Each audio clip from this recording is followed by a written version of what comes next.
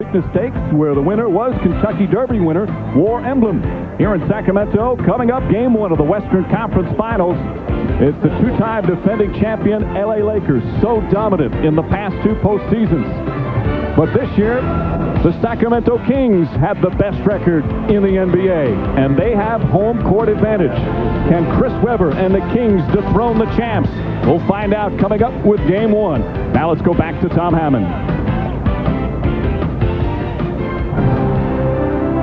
All right, Mike, thank you very much. We're back at Pimlico. The MetLife Blimp Snoopy 1 under the command of Captain Steve Woods and Paul Hino, with help from co-pilot Snoopy. Look for the MetLife Blimps as they continue to cover sporting events throughout the year.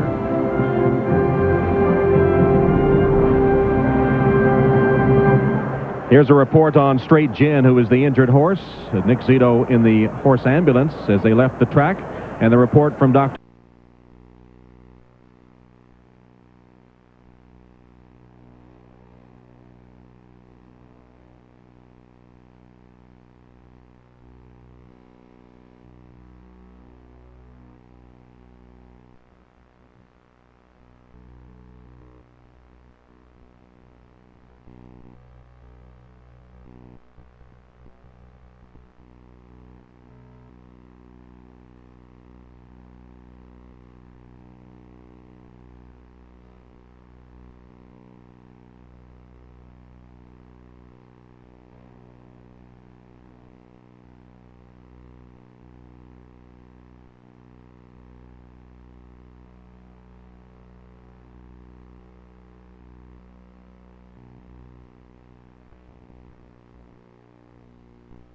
Next, immediately after the Preakness on NBC. NBC Sunday, The Cosby Show special is here, and the critics are united. I can't breathe.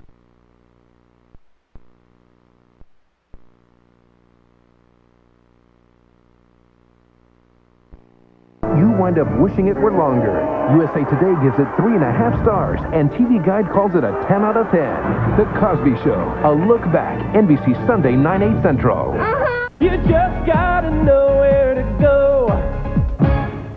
When you think of Italy, you think of things like cars that think they can fly. The latest fashions. You girls appreciate great taste. Want to go to Subway?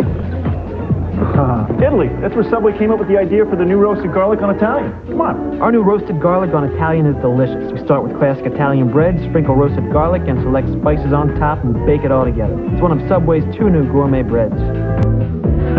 Maybe in your next lifetime, guys. Subway trash. 1, 2, 3. Life shouldn't be complicated. That's why Chevy's making it as simple as 1, 2, 3. Get either 1,000 or 2,000 or 3,000 cash back on every new 2002 Chevy SUV, or choose 1.9, 2.9, or 3.9% financing. So make it easy on yourself. Get to your local Chevy dealer.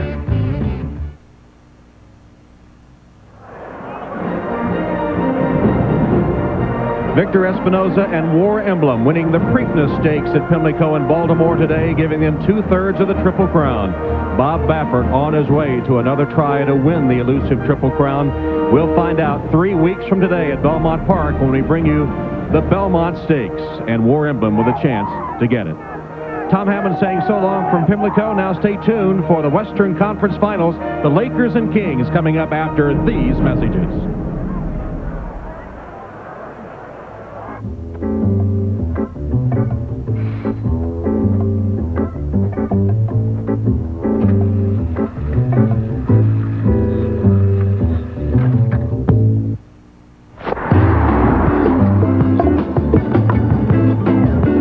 The 200 horsepower Chrysler Sebring convertible. Exclusively from Chrysler, our 7-year, 100,000-mile powertrain pledge, because love is a commitment. Think of e-business as a game. You got players, you got management. You got opponents who don't always play by the rules. This game takes strategy and the ability to move that metaphorical ball that is information with more money on the line than in any other game that's ever been played. E-business isn't just a game, it's the game. So if you're going to play, play to win.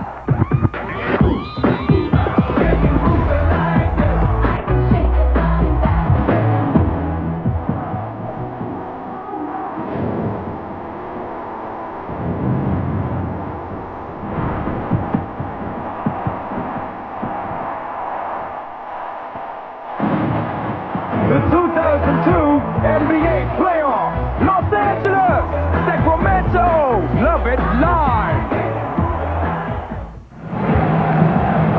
Welcome to Sacramento and this madhouse known as Arco Arena. It's the dream matchup. The Sacramento Kings, the best record in the NBA, against the two-time defending champion LA Lakers. Western Conference Final, Game 1, best of 7. Let's get our starting lineups and send it to PA announcer Ira Smith. And now let's meet both teams. First, the starting lineup for the visiting Los Angeles Lakers. At forward, 6'7" from North Carolina, number 17, Rick Fox.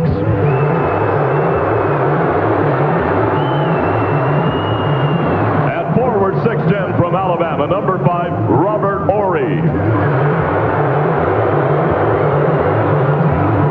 At center, 7'1" from Louisiana State, number 34, Shaquille O'Neal.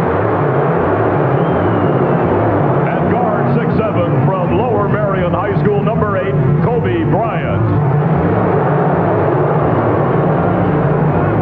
At guard, 6'1" from Arkansas Little Rock, number 2, Derek Fisher. The head coach of the Lakers is Phil Jackson.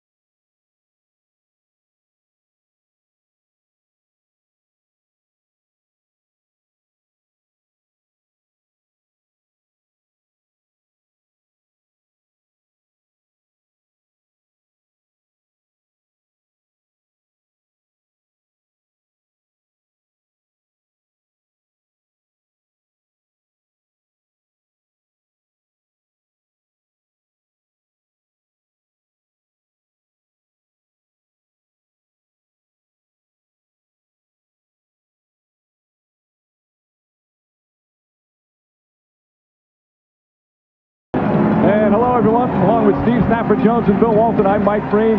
Lewis Johnson will join us shortly. Of course, the Lakers have been dominant over the past couple of years, but the Kings appear to have narrowed the gap.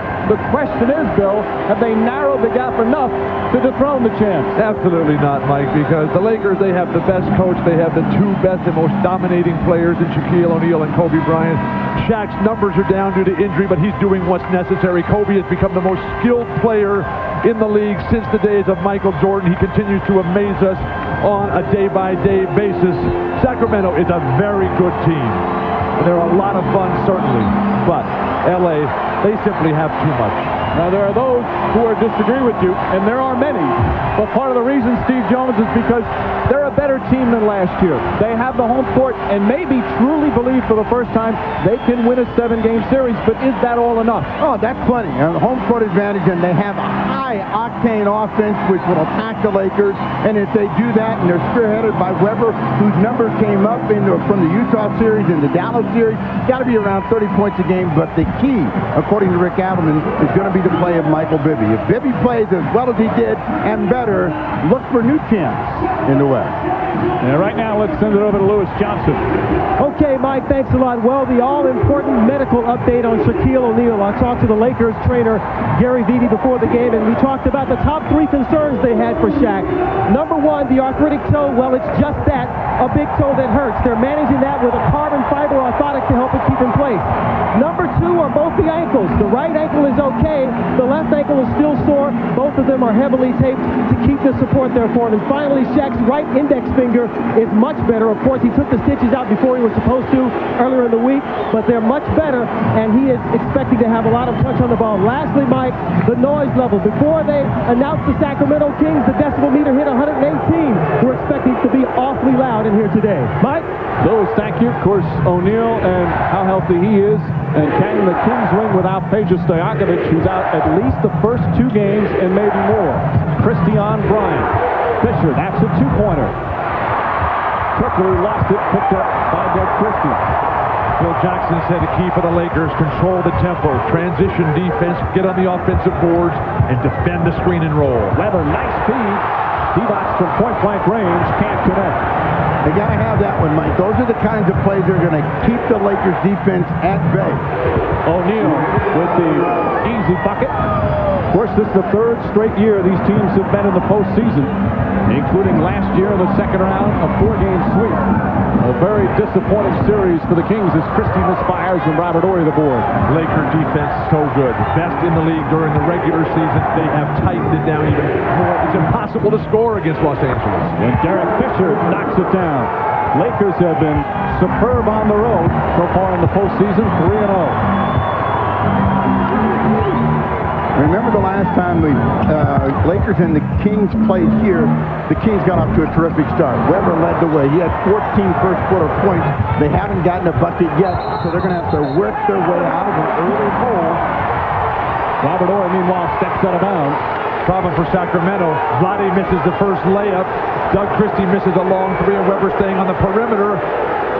The crowd is out of the game already. They're trying, they're salivating. It's such an incredible, intense atmosphere here, but you've got to give them something to satiate their thirst. They're 0 for 3 to start, whereas the Lakers have hit 2 of their first 3. Of course, without Stojakovic, Hedo Turkoglu with a huge roll. There's Mike Bibby, and Bibby knocks it down.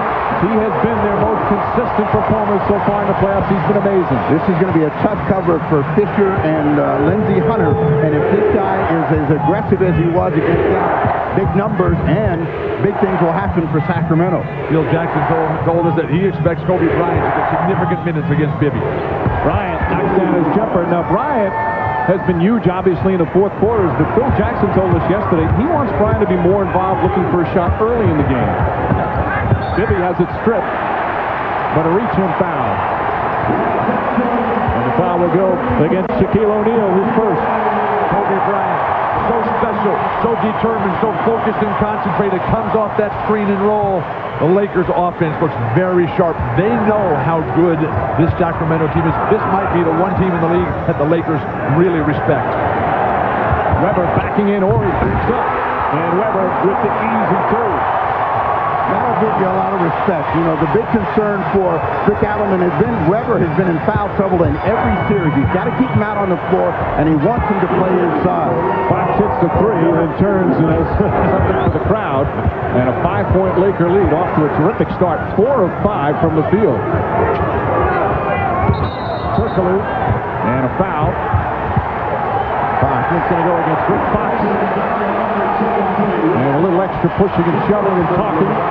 Christie said, "Man, I'm not taking it. Not today." So don't do that. So this is not only going to be a war of words, but it's going to be a battle physically for both clubs. Come back to Weber right here. Let him go to the work. Get to the hoop. Hopefully to the foul line if you're Sacramento. Single coverage now. Fisher can't get the help. Weber misses it from close range. Key for Sacramento in this series would be keeping their poise, something they have not always done. They pick up technicals, get upset with the refs as O'Neal drops it in. That's going to be an important factor for them. This series will not be won in the first 5 minutes. It's a 7-game and a relentless attack. If you're going to beat them, Sacramento is going to be one of the great upsets in the history of basketball. Divac spinning, somehow holds on to his pivot foot, wild shot, and Bryant comes in for the rebound. Even though that's a bad shot from Vlade, you want him to be that aggressive. You want him looking for that shot. Sack was wide open and missed it. Divac fell down. Fox trying to take advantage, gets it inside, and a 9-point early lead for the Lakers. Sacramento patiently worked their way back into them. They know the Lakers are playing very, very well right now. They have to find their game, the Kings. Well, it certainly has been a few weeks since the Kings as Bibby gets inside. Divac on the follow. Kings haven't faced a defense like this in a while, with all due respect to the Dallas Mavericks. Well, there's no defense like this in the entire NBA. And you got the big anchor in the back in Shaq. You got the fabulous athleticism. Oh, Bryant. Perfect pass from Rick Fox on a give and go. Did I say something about this being one of the great teams in NBA history at the time? It's a superb start for them. You also said the Kings are going to have to work their way into the game. We got a long way to go, and Bibby and the Kings are going to get back in this ball game. Imagine how well Bibby would play if he wasn't so nervous in his first playoff year. Vlade Divac is doing a good job. And Fisher does a good job. That's a two-pointer. Vlade is active.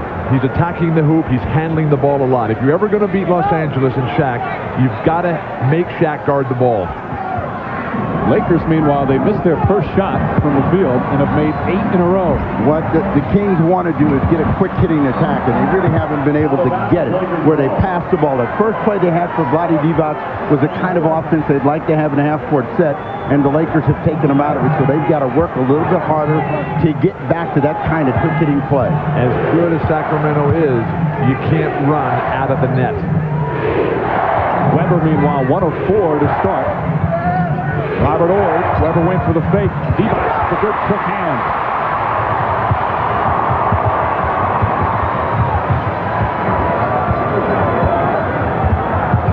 Bryant, good defense on Christie. Weber spinning inside. Offensive foul. Weber upset with the call. He's got to control himself. If you're Sacramento, you cannot ever get into it with the refs in this series. This is not going to be about luck or a freak call here or there. That's a good call by the referee. Weber swinging those elbows and catching Horry across the head here. Well, now this is a typical Shaq play right here. He came in, he didn't swing the elbow, he turned in, Horry's head just happened to be there. Now you will watch Shaq and see if he doesn't get that call to go in his favor. And now Weber is first. Fox in a little bit of trouble. Bibby with a nice kick. Bryant in pursuit. And Bibby's got 6 points. Lakers pushing it up the floor when they have their chances. Not the tempo they want, but as long as Shaq is at one end and Akers there, they can play that way. Rick Fox. Now, right now, the Lakers aren't missing, so the Kings got to weather this hot shooting. The Lakers aren't going to be that good from the perimeter the entire game. Bibby's fighting his way through. And a foul called. It's going to go against Derek Fisher. 9 straight makes for the LA Lakers. Phil Jackson looking on, almost a smile out of Phil, but so focused, so determined prior to the game. And they're going to take a timeout and talk this one over. So Rick Donovan wants to chat. Phil Jackson says we're underdogs because we start the series on the road. Not so far. Well, you know what the Lakers have done is shoot a high percentage, and they've gotten their stars off the mark, and these kind of plays give them a great deal of confidence.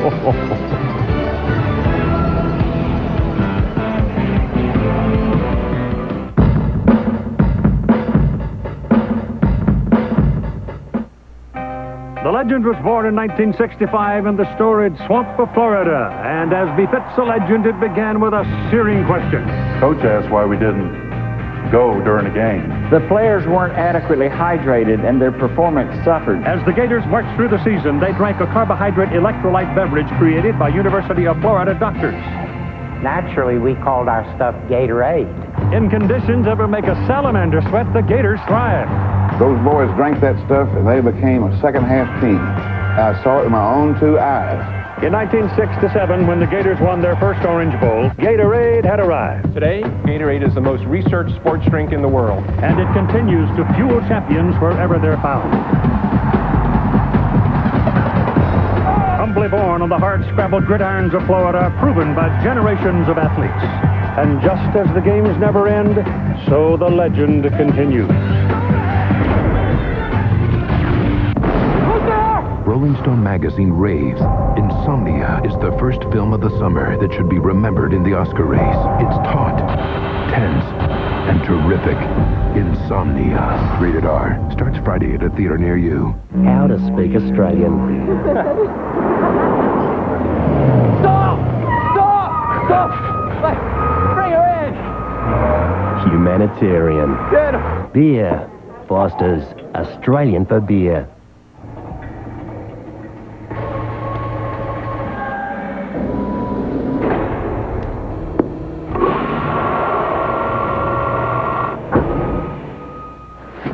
The extremely versatile Chrysler PT Cruiser. There's a lot to love.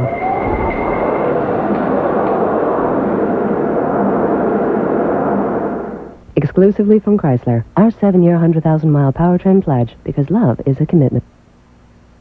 The NBA on NBC is brought to you by Chrysler. Drive equals love. By Adidas Climacool, giving you 360 degrees of ventilation. Feel the breeze. By Foster's Australian Beer. By DuPont, bringing you the miracles of science for 200 years. And by NBA Playoffs 2002. Love it live. First quarter of Game 1, 9-point lead for the Lakers, who of course have won the last 2 NBA championships. Not only have won them, have been absolutely dominant. 10 consecutive playoff series, 23 of their last 25 games, including an NBA record 11 consecutive road playoff games. And that dominance starting on the offensive end here today, Steve. Yeah, they've been real efficient. 90%. That's what they're cracking at the Kings right now. And the Kings are going to have to weather this hot shooting streak that the Lakers have thrown at them and make sure in the next 6 minutes that they start to tighten things down, put a little doubt in their mind at the offensive end. The Kings, you can see, they're huffing and puffing. They're so, perhaps maybe a little too hyped up for the first minutes. Weber steps out and knocks it down. Beautiful execution out of the timeout. Weber and Vlade executing the screen down involving Shaq. He's not going to step out. Weber's got to make that short jumper. There's no question these are the biggest games of Chris Weber's career. At times he's had some problems in the playoffs. Last year he had the ankle injury, but this year he really needs to play well for them to win. Bryant can't hit. Divac the rebound. It ends the streak at 9 makes in a row. Turkoglu, nice move off the dribble. Won't go down. Now that's what he's very good at, really being able to go left or right, spin and pull up and shoot the jump shot. So he's got to quiet his nerves as well, find a way to get into it offensively. Fox. Fisher for 3. Eric Fisher, who has not shot the ball particularly well from that range during the postseason thus far, but has hit so many over the past couple of years. Lakers are so good. Up till now, they have just played well enough to barely win in the last couple of minutes of every game. They have come out today to make a statement. Just what a terrific team they are. Divac goes right at O'Neal. And Robert Horry with the ball. Vlade has to keep taking that shot. Keep driving it. Eventually, some of them will fall. And then when they do fall, the defense will have to come in to help Shaq because he's always in foul trouble here in Sacramento. And then he'll be able to pick apart guys who are standing on the perimeter wide open. There they go right back to Divac, like you said. Nice move. And that is exactly what Rick Adelman told us last night. You've got to keep them active at the other end, and they need him to be aggressive. Vlade is the most capable center in today's game of playing against Shaq successfully. He's the only center left. Robert Horry knocks it down. Vlade is more capable than David Robinson, more capable than Dikembe Mutombo. Nice pass. That's where Bibby has made such a difference. And Weber with an easy 2. Well, you see Jackson get up, and what he wants to do is get a timeout, guys. We can't have that tempo, and we cannot end up not guarding people at the other end. He's got a cushion as his team, 11 of 14, 79% from the field. Mike Bibby, who continues to amaze on a daily basis, just comes right in, draws the defenders, and lays it off. Throw it down. Throw it down.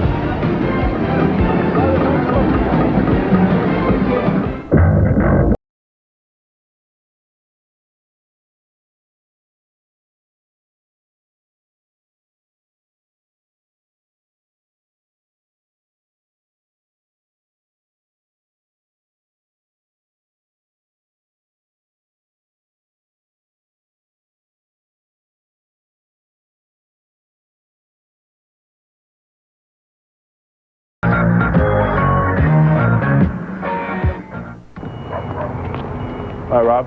Oh, hey, Miss Larson. Nice caravan. Thanks. I used to have a van.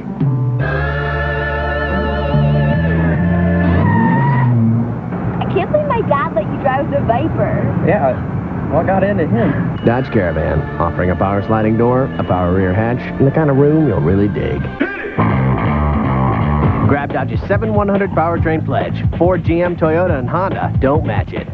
Do I have what, Mom? I have the greatest mom. Lisa's my only daughter. Seems like she's called me every day for the last 11 years. When my mom told me about this unlimited plan, it was such a perfect thing for us. You can talk to anyone who has AT&T long distance at home for as long as you want for $19.95 a month. There was no thinking about it. She just says, "You're doing it." And I was like, "Oh, okay." My daughter is a wonderful mother. She just knocks my socks off. You know? Call 1-800-REACH-OUT. 2 points is 2 points. Don't be a show-off. I don't care if you slam dunk. I don't care if you shoot a layup. 2 points is 2 points. All you gotta do is take a short shot, box out, rebound. You ain't got to dunk on everybody. Forget about the theatrics. All you getting for that is two. You ain't scored 2 points your whole life. Who you gonna listen to? How about yourself? Obey your thirst. Sprite. Hey, yo, Kobe, you think you getting some tickets? Courtside? Yeah. Come on. The Mount Everest of rivers. Take a heart-pounding ride as Chevy Avalanche presents Into the Sangpo Gorge. Next Sunday, 2:30 Eastern, NBC. Superstars from entertainment and sports herald the world's best athletes. The Laureus World Sports Awards. Next Sunday at 3:30 Eastern on NBC. We have to attack them. I mean, we have to be able to go at them with a lot of different people, make them really work defensively to guard us. We know what we have to do defensively. We have our hands full with Kobe and Shaq, but you got to do that if you're going to stay in the game. But I think in the past they've beaten us because they've taken us out of things offensively, and we've got to be sure that we're efficient offensively. Puts a little bit more pressure on them. I mean, we got to be better offensively than say San Antonio was in the series. I mean, San Antonio was good for 3 quarters. We got to be good for 4 quarters. And Rick Adelman says they need 6 guys to play very well every single game if they have any hopes of winning the series. Particularly on the offensive end, which is the strength of their team. Bibby and Weber are playing very well. The rest of the squad for Sacramento, just 2%, but not good enough. Bryant. Ball lost. Christie picks it up. Inside. Nice move from Christie. And that will be key for Sacramento, turning turnovers into points. But the Lakers don't turn it over very often. The one thing that Sacramento has learned in each series, particularly starting with Utah, they can play a tough physical series, they can weather being behind, and they can find a way to get back in the game. That was almost a highlight shot. Bibby can't connect. Tripper comes flying in, but can't hold on. Ball knocked out of bounds, Laker ball. We have a highlight reel of shots that he's missed. Did you see Kobe Bryant? He, first of all, tried the most difficult shot imaginable and then had the presence of mind to almost tip it in. Now that's anticipation, that's quickness. What a mind. He is playing at such a high level right now. Horry inside and foul. Robert Horry blew right past Weber, and he's got a chance for a 3-point play. Now this is where the Kings have to keep their composure. They felt at the last end, Turkoglu gets the rebound, gets knocked off balance, they get no call. Weber comes flying out, doesn't move his feet, and that allows Horry to get inside, and they feel, hey, this guy's almost in there clean. There's no contact, and he's going to go to the line. Why is Chris Weber reaching on the perimeter against Horry, who doesn't want to shoot from out there? Robert Horry leads the Lakers 142 career playoff games First, he's won a couple of titles with LA, a couple with Houston. Bill Jackson calls him a critical time player. Well, he is a big-time player, and Bill, remember, the corners where he makes all those threes. That's why the guy was running out. He doesn't want to take him at this juncture of the game. A foul is on Divac, his first. Christie throws it away. Second turnover for Sacramento. That's why you have to run the offense through Shaq's man. Roddy Divac has to handle it all the time. Bryant, alley-oop. Divac knocked it away. Weber. Christie does a nice job saving it. They want to swing the ball whenever they can. They don't want to keep it on one side of the floor. So when it starts there, they want to get it back around the other way, which makes the defense move. That time they didn't, and Christie doesn't finish the shot. Fisher with a perfect pass to Kobe Bryant. And the Lakers now with an 11-point lead. The execution of the triangle offense. Flawlessly devised by Tex Winter, perfectly executed by this squad. And another turnover. Kings starting to get very sloppy. 2-on-1 break. And Bryant another easy basket after the feed from Fisher. Does Adelman call a timeout here? The crowd is stunned. Confidence that we talked about necessary for Sacramento to succeed, waning at this moment. Somebody's got to give them life. Bibby. O'Neal comes out, and Bibby puts it in. They just have to have one guy that can keep them close so they can get steady. And it looks like that guy's going to be Bibby because he is the best stick on the perimeter for them. He can get his shot against Fisher anytime he wants. Bibby admitted he's playing the best ball of his season right now. Fox rushed that one, and Christie with a rebound. Roddy and Weber have to run. They have to push the tempo. Try over the course of hopefully 7 games to wear Shaq down just a bit. Weber steps out, and that's such an important shot for him to hit. When he knocks that down, that gives him the necessary confidence. Weber's not a guy who can jump well in traffic. Weber, after starting off 1 of 4, has hit his last 3 shots from the field. Sacramento down by 9. Chance of defense, which is not a joke here, Rocco, because the Kings are a much improved defensive team. O'Neal misses, and Weber the rebound. If you're the Sacramento Kings, you'd like to end this quarter 5 points down if you possibly could. So they need a score with this possession. 2 for 1 time right here. Bibby off the mark. And Weber the offensive rebound. Still can get it if you go right now. Some wild passing. Christie can't hit. It's just not hitting from the perimeter right now. Well, you got to remember who can make it, who can't make. Christie is streaky from the perimeter. He's trying to find that source. Horry, all the time in the world. No one even close to him. Was that an outside shot? Horry is a reluctant shooter. He'll put it up when the game is in doubt. About a 2.5-second difference between the shot and game clock. A superb start for the Lakers here on the road. Bibby lost it.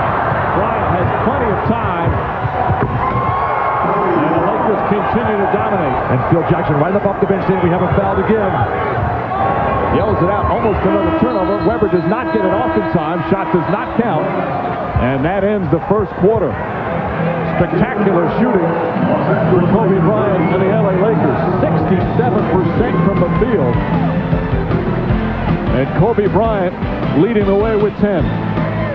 Mike Bibby can't handle it on the pick and roll. He tried to go away from it. The dribble just came away from him, and Kobe Bryant, who else can finish like that?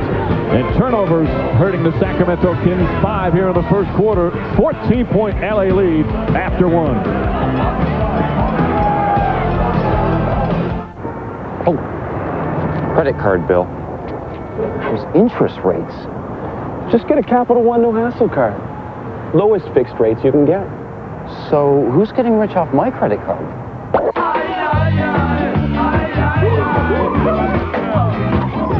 Someone living large off your interest payments? Get a Capital One no-hassle card. It's got the nation's lowest long-term fixed rates and none of the hassle. What? In your wallet? If you can unlock the secrets of nature, you can find miracles. At DuPont, we've been finding them for 200 years now. Miracles that have taken us from here to there. From this to that. And from where we are to a better, brighter world. DuPont, the miracles of science. how to speak Australian.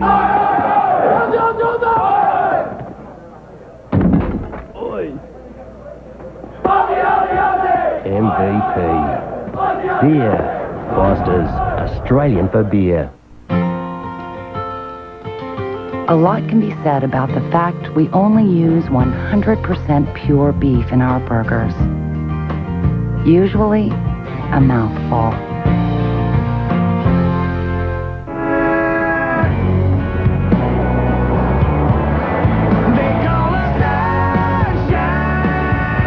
Yeah, nice day. Take a left. Dodge Ram. The only truck with 4 full-size doors and a full-size bed. Plus, the handling of rack and pinion steering. Man, I hope no one was behind us. Grab Dodge's 7-100 powertrain pledge. Ford, GM, and Toyota don't match it. Jennifer Capriati. At last year's French Open, her stunning comeback continued as she won her second straight Grand Slam. Will she be the toast of Paris again? The French Open, starting June 1st. Second quarter set to begin in Arco Arena. I would say 36 points is not a bad opening. That's a tremendous opening for the Lakers. When you take a look at the shots, and Kobe's taken more than everybody else, but everybody else has only missed one. So the Lakers clicking along better than they've had in any other quarter in the playoffs so far. But the balance, the discipline, the concentration, you can see how important this is. There's no messing around whatsoever. These guys are coming out so determined to put this hammer down and keep this raucous crowd back in their seats where they have been since the opening moments of this game. Most points they've scored in the quarter so far in the postseason. Here in 2002, Bobby Jackson off the bench along with Scott Pollard. Weber, Horry goes for the fake. Weber can't finish, and Horry the rebound. Samaki Walker's come in for LA with Lindsey Hunter. Those plays are what's hurting them. Divac's inside, and they're thinking about foul rather than finish, and Weber that time flipped that one and missed a golden opportunity. Weber is not a strong finisher in traffic. Hunter way off the mark, an air ball, and Sacramento will get it back. And until Weber learns how to explode in the crowd, it's just not going to work. And that's an offensive foul and a mental breakdown by Chris Weber. And that's 2 fouls on Weber, and this has been the concern for Rick Adelman. Getting in early foul trouble, he needs him out on the floor. There's no Shaq out there right now. Well, see, why would he do that? Lindsey Hunter has no idea there's even a screen there. All he has to do is just stand there and absorb the contact. And you can look just by his face there. He's letting it affect him right now. And that's going to be crucial as he stays in the game with the 2 fouls. Bryant misses. Weber the rebound. Bobby Jackson critical here. He and Scott Pollard have got to make a contribution. That's what bench players are for. And Turkoglu has to pick up on the offensive end. Misses that 3. Turkoglu scoreless thus far. He's got the ability to put up some big numbers offensively. Well, with this lineup, Kobe Bryant is going to look to take more shots. He took 9 in that first quarter. He's already come out with a couple. Shaq is on the bench, and this is a good chance for Sacramento if they move the ball, move themselves to get back in the game. Turkoglu drives it, lost it again. Very sloppy ball handling for the Kings. 7 turnovers. But more importantly, the Lakers are playing great. Hunter wide open for 3. And Weber the rebound. But to have the anticipated matchup, both teams have to play great. Sacramento has not delivered today. Jackson known for his defense, but certainly provided some superb offensive moments, especially in a series against the Mavericks. 15 in that fourth quarter in Game 4 down there. Huge game. So he's capable of giving them an offensive punch, and Bibby almost a steal. Hunter looks up at the shot clock. Hunter gets inside, gets it back to Samaki Walker. Walker just gets it off in time and comes up short. Chris Walker created some controversy by saying he watched the playoffs last year, thought the Kings quit after losing the first 2 games. Chris Webber came back and said, how about you and the San Antonio Spurs against the Lakers? You know we've reached the nadir when Samaki Walker starts talking trash. Pollard inside, block, gets it back. Second effort for Pollard, and they need his toughness down low. Scott Pollard is a terrific player. He's a very skilled player. Sometimes he gets very caught up, though, in the morass of trying to be too physical, which is not necessary. This is a game of skill right here. He plays his role very well. And a travel. Good help defense. And the Lakers turn it over for the 5th time. Look at the difference between the championship poise and confidence of the Lakers, who have not argued a single call. Granted, they've got a 12-point lead. They've been comfortably in front all along. But they are not complaining. They are not whining or making excuses. They've come to play a full 48. Well, in the first 2 rounds of the playoffs, Sacramento accumulated 15 technical fouls. The Lakers only 5. I can't believe you said if you've got the lead and every shot's going in, you have no reason to complain. Bobby Jackson and 1. Jackson providing a spark off the bench. And Sacramento's pulled within 10. Devin George his first. Well, remember, this is a guy that says, I don't buy into the Nash Van Exel thing. We got some players ourselves showing it that he's going to come at the Lakers, and that's the way you attack them. So if Bobby Jackson stays at this level, good chance they'll be back in it by the break. A 6-0 run for the Kings. The Celtics, the Nets, tomorrow, 4:30 Eastern, NBC. Just not good with the ladies, like you said, her. All right. Try this on her. Hi, I'm Paul. You have beautiful eyes. Hi, I'm Paul, and you have beautiful eyes. I'd love to take you out sometime. Love to take you out sometime. So how much? So how much? For the great taste that won't fill you up and never let you down, make it a Bud Light. All right, guys, bring it in. Hey, where's Billy? He's sick. He's our best player. Yeah, we can't play without him. Come on, it's gonna be okay. It's for the championship, Coach. There's gonna be a lot of other games. Hey, I can play. Do you know how? I'm not bad. He's tall. What do you think? All right, let's go! Hey, if we win, we get to go to McDonald's. So don't play. 5 years ago, they went their separate ways.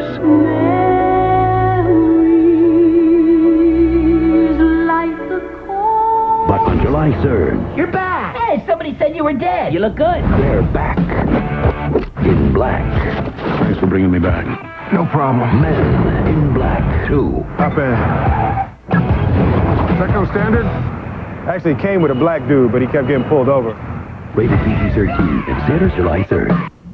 Wherever you choose to travel in the totally new 2003 Ford Expedition, and no matter how unfriendly the traffic gets, you will be surrounded by the protection of dual front airbags, plus the only safety canopy system available in a full-size SUV.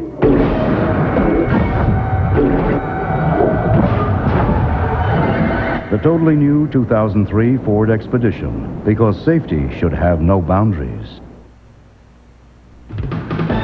The NBA on NBC is brought to you by the totally new 2003 Ford Expedition. No boundaries. By Bud Light. For the great taste that won't fill you up and never let you down, make it a Bud Light. By McDonald's. We love to see you smile. And by American Express. Make life rewarding. Well, the Sacramento Kings are missing one of their most important men today, and Peja Stojakovic, who suffered a severely sprained right ankle back in Game 2 in the Dallas series. Well, the latest update from the team physician, Dr. Richard Marder, is that Peja still has swelling, but he's off the crutches and wearing shoes now, walking close to normal. Today, for the first time before the game, Peja jogged for 5 minutes on the treadmill. Yesterday, he was shooting flat-footed. In all, Peja Stojakovic is about 50% improved, and his goal is to be ready for Game 3, which is next Saturday in L.A. And at the moment, doctor says that Peja Stojakovic is on pace to achieve that. Mike?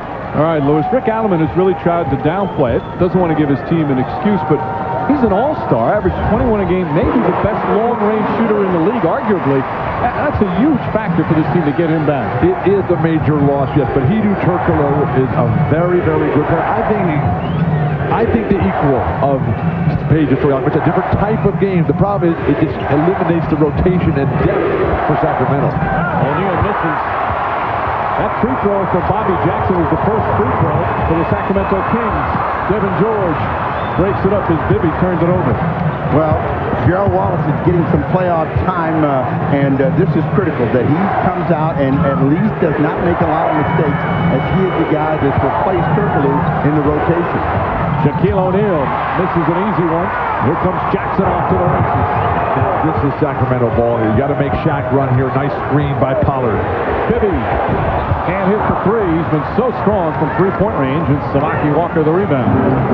The tough thing for Sacramento is they've been down big the whole game, and Shaq hasn't had to do anything yet. O'Neal 6 points. Hunter hits a three.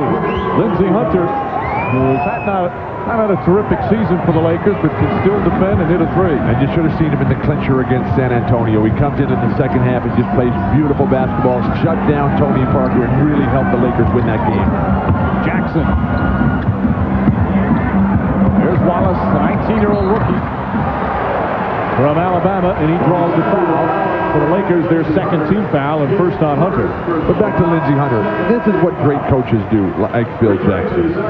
They keep guys who rarely play sharp as can be. Brian Shaw and Lindsey Hunter, they have no idea when or if they're even going to get into the game. And these guys, Phil Jackson mentions their name, they come in and right away. Jumpers, defense, ball movement.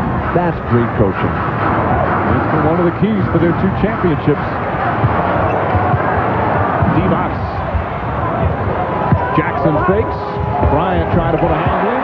And Bobby Jackson continues to play well off the bench. He's got 7 points in 5 minutes. Well, Jackson's a man on a mission. He really understands that he's got to help give his team some pop, and he's playing with a great deal of control and confidence. And normally you say, give him that shot. Lakers making everything. Evan George knocks it down. George getting some good minutes this season. Ball stripped down low.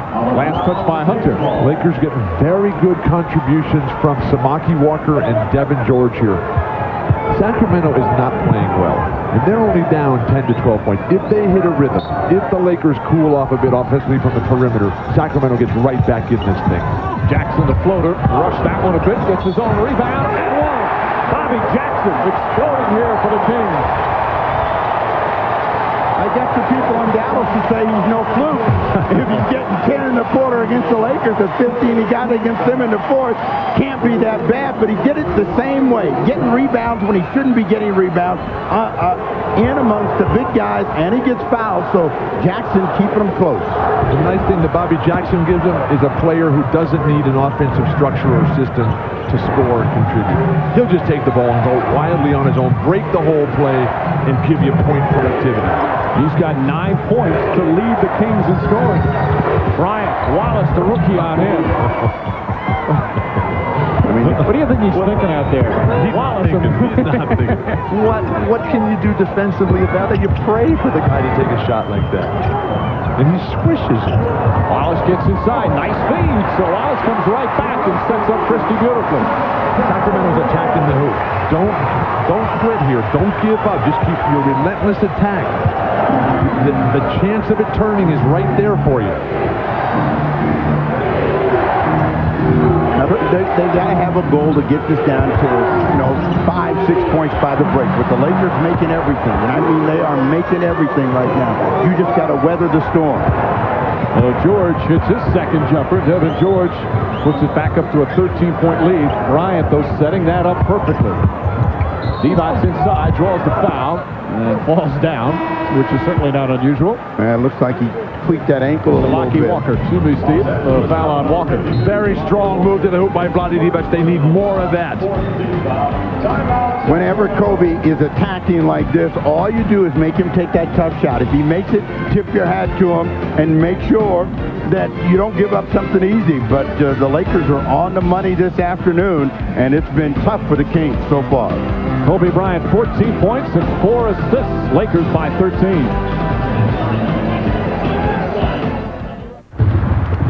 I have something to tell you. You first. No, you go. I'm not ready to get married. Okay. So, what was your news? I won the lottery. $63 million. Think about it this way, man. After taxes, that's only like $28, $30 million. That's it. Yeah. Life is best told over a great tasting Miller Lite at a place called Miller Time. Shannon? Hey, it's Steve. What's going on?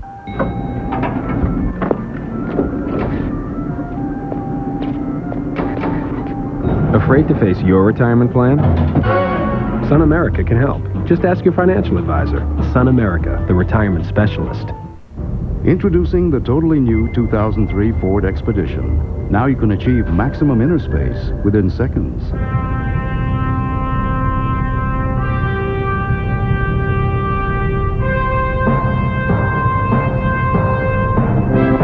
With exclusive powerful third-row seats that fold flat at the touch of a button. The totally new 2003 Ford Expedition. It has no equal. It has no boundaries.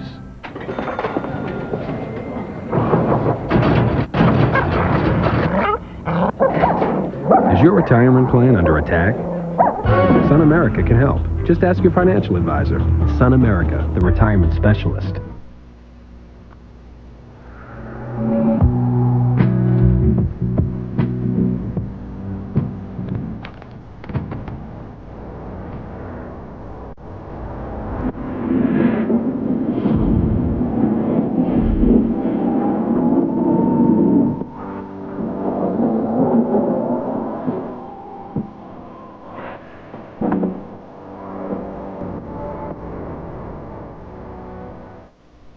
Tomorrow at 4:30 Eastern, Jason Kidd and the Nets make their first ever trip to the conference finals. In their path, Paul Pierce, Antoine Walker, and the resurgent Celtics back in the conference finals for the first time in 14 years. Their battle begins tomorrow, plus the NBA Draft Lottery at halftime. Tomorrow, 4:30 Eastern, NBC. Delivering peak performance on command, Kobe Bryant, who has scored or assisted on 11 of the 21 Laker baskets, has just been simply perfect today. The backdoor cuts, the basis of any offensive attack. Transition, finishing high above the rim. Breaking down defenders, shake and bake. Again, the back cut and playing above the rim. Kobe Bryant in the last 4 games at Sacramento over the last 2 postseasons. 38 points a game. I mean, what more can you ask from this guy? He is the most skilled player in the game today, the most skilled player since Michael Jordan, sitting on the bench right now with a quick rest. And you see the all-around game from Bryant, who had 48 points in the clincher last year in Game 4. Where's Walton? Log on to NBA.com to find out where Bill will be on Monday. Follow the Where's Walton NBA Playoffs 2002 Love It Live Tour on NBA.com. Don't tell us, we'll be surprised. All right, Divac and the Kings now down by 11, just over 5.5 to play in the second, along with Bill Walton and Steve Snapper Jones and Lewis Johnson, Mike Breen on hand. This is just Game 1. Lakers off to a terrific start, led by as many as 16. With Shaq in there, you know they're going to come to him now. Wallace comes in and knocks it away. A weapon off the bench.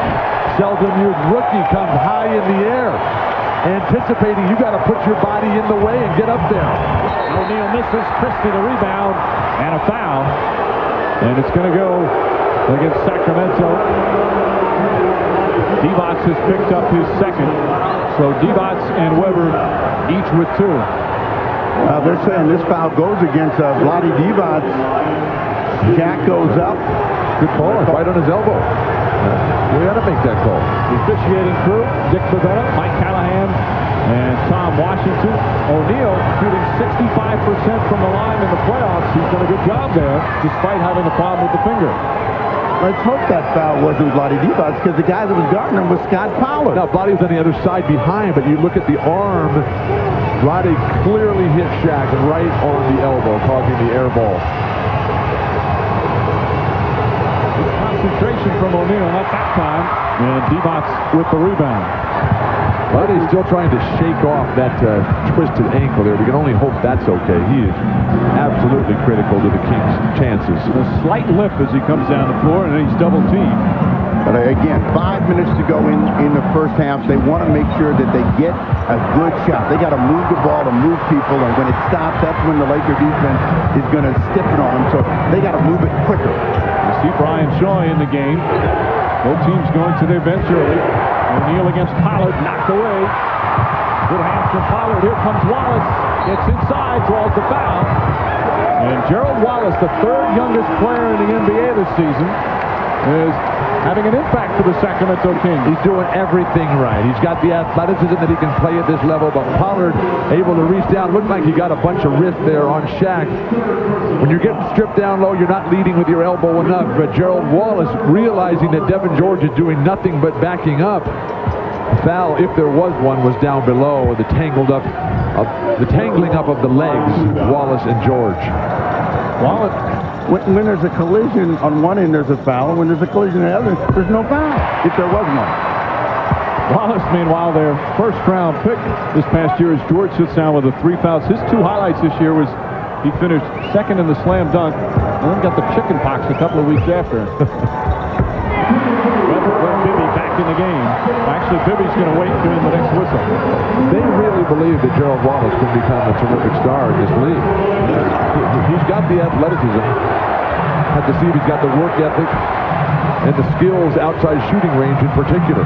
Shaw for 3. And Divac, nice job boxing out. They haven't given the Lakers a lot of second chances, but the Lakers have been so good on the first that that's one of the reasons they have this big lead. Bobby Jackson. Just getting that shot off was an accomplishment, as O'Neal got a piece of it. Fisher. Fox steps back, and good transition defense from the Kings. And wonderful patience by Los Angeles. Divac again boxing out. Jackson and Fisher. Excellent hustle from Derek Fisher. And then a reach-in foul on Bobby Jackson. If you're Sacramento, stay off the refs here. You got Weber with 2 fouls, Vlade with 2 fouls. Yes, the game is getting rough here. The referees are letting it go a little bit. We had to play with the championship poise with Kings and particularly Weber running away from the ball at that point. That won't get it done. Jackson's first foul. Wallace sits down, and Bibby back in. 2 team fouls against the Kings. Robert Horry for 3. And Horry off to a good start. 11 points for Horry. He's 4 of 5 from the field, including both from downtown. Got to finish that. Gets another chance. And on the third opportunity, puts it in. But Steve, Chris Weber is not an explosive low-post player. He doesn't have the drop step to deliver his jump hook, does not jump well in traffic, does not explode when somebody's right next to him. He's got a lot of work to do in the offseason. I like the way, though, he's handled the 2 fouls early, stayed in the game. He's got 10 points, 9 rebounds. He's not shooting well, but he's hanging in there right now. O'Neal, quick spin on Divac, who has to back up in a travel. Who's the first guy that did that backed off? And a lot of guys have done it recently. Rick Mahorn was very good at it. Vlade loses it initially. Fortunately, gets out of the way. The referee right on top of it. The easy play to call. 11-point Laker lead as we come up on 3 minutes remaining in the first half. It's been an uphill climb for Sacramento after the bad start. Shot clock winding down. Bibby has to put it up. We talked about the Laker defense. So solid, so dug in, so fundamentally sound. Horry, another 3. And Divac's the board. Kings just aren't used to having this many shots contested. Jackson off the ball. I don't know if it's the contested shots, but it's when they're taking the shots. This is an outside shooting team, and the Lakers are making all those shots. I mean, there's a difference right now. One team is making, the other is missing. Lakers are getting better shots. And they're shooting at a 56% rate. Weber goes right at Robert Horry, and that's what he needs to do. More attacking toward the goal. Horry thought he fouled him. Well, Jackson wants a timeout. Fox doesn't see him. Divac deflects it out of bounds. Still Laker ball. And Phil Jackson will get his timeout. Chris Weber, who struggled down low trying to finish, gets the ball. Horry has good position, just standing there. This is the Shaquille O'Neal, use your shoulder as a battering ram. Lets it go. Nice delivery and finish by Chris Weber. 12 points, 9 boards for Weber, but the Kings still down by 11. Kathy, I can't make it tonight. Tell her who you work for. I work for the CIA. That is so lame. From the best-selling thriller by Tom Clancy. A neo-fascist bought an A-bomb on the black market. Cut him off! Ben Affleck. I think it might be the Russians. It wasn't the Russians. Morgan Freeman. It adds up. We just don't like what it adds up to. The bomb is in play. The Sum of All Fears, directed by Phil Robinson. Rated PG-13. Starts Friday, May 31st. Greg, this one you gotta see. Oh. That's Leslie's first bath. Look at that little tushy. That's her little tushy, all right.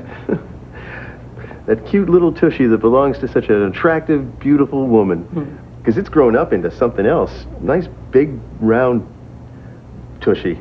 You know, have you seen it? Have you seen it lately? You know. Is dinner coming soon, or is it? Oh, what a tribe of wanderers we are. In us, there is wanderlust. But so too is there a voice. And it says, let us go see what's out there. But let us go with style, with grace. In this life of 1,000 horizons, there are those who travel, and those who travel well.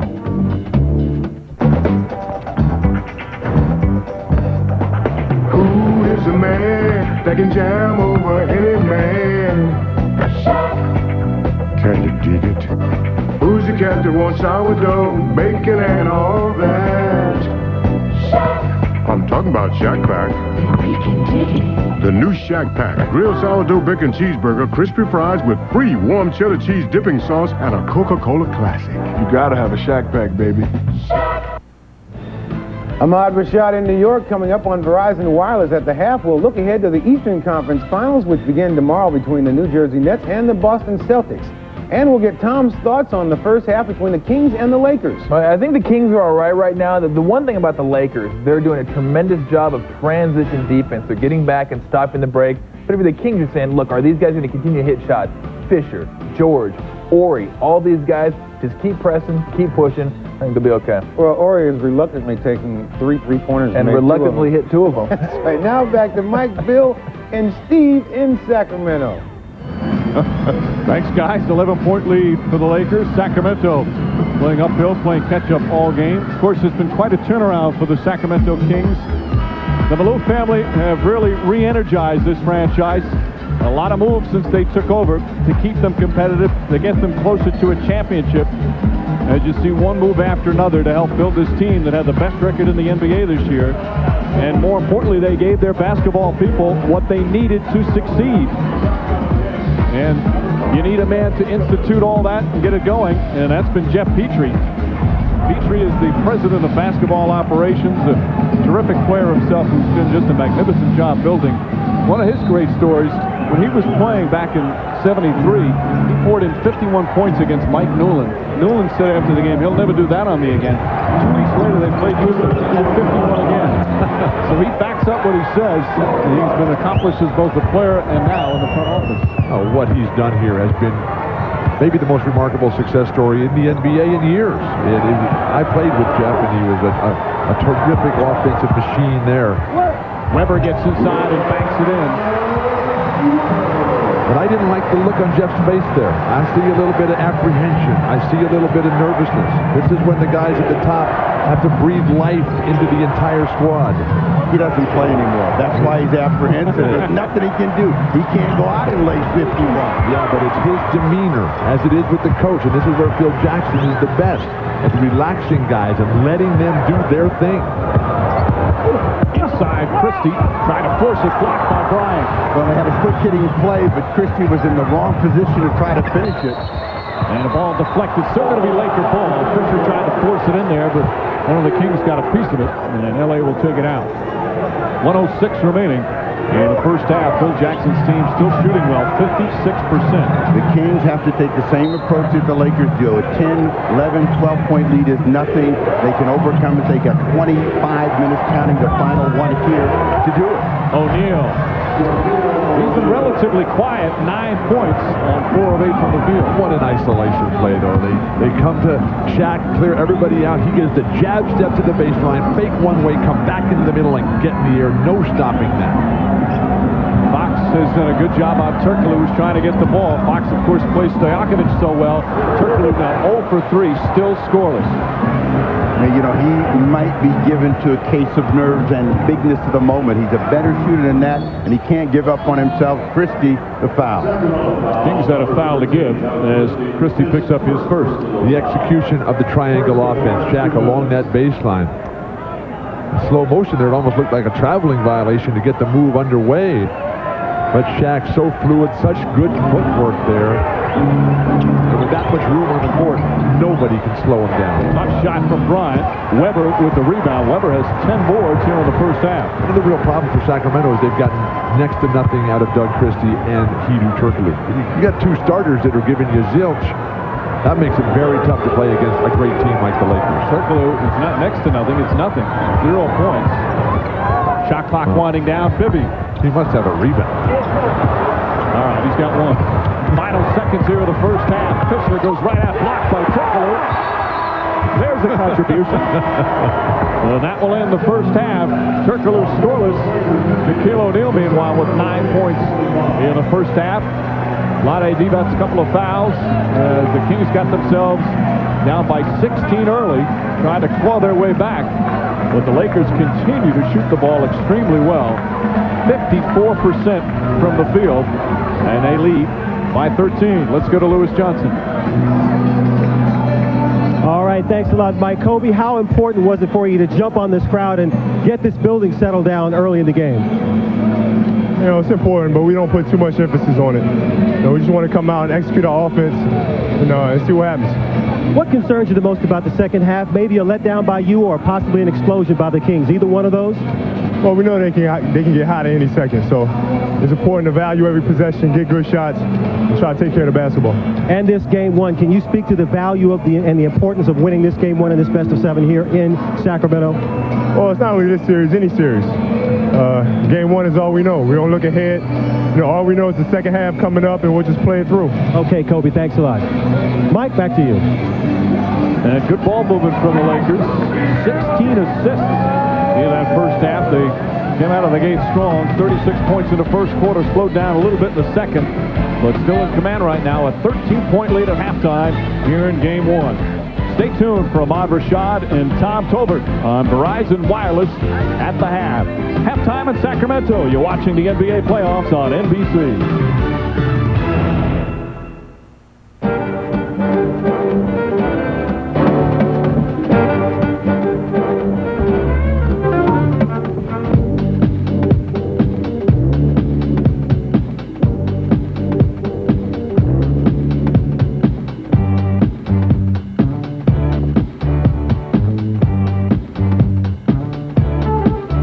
The all-new 2003 Lincoln Navigator.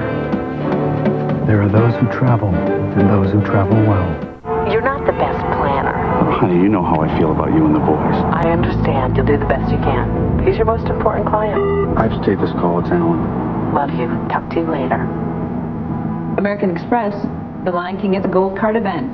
I have 4 tickets, front and center.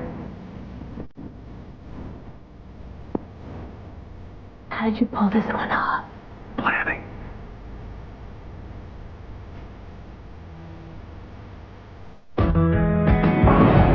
How hot are Old Navy summer shorts? To find out, we've tested them on the sun. They're scientifically engineered for the whole thermonuclear family. Fun in the sun? Oh no, my friend. Fun on the sun. Old Navy summer shorts are guaranteed to keep you cool at sizzling hot prices.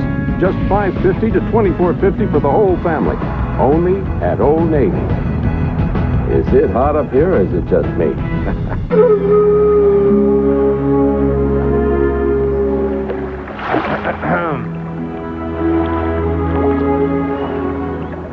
How'd you find this place? Yahoo? Wait. What? How did you learn how to talk? Yahoo.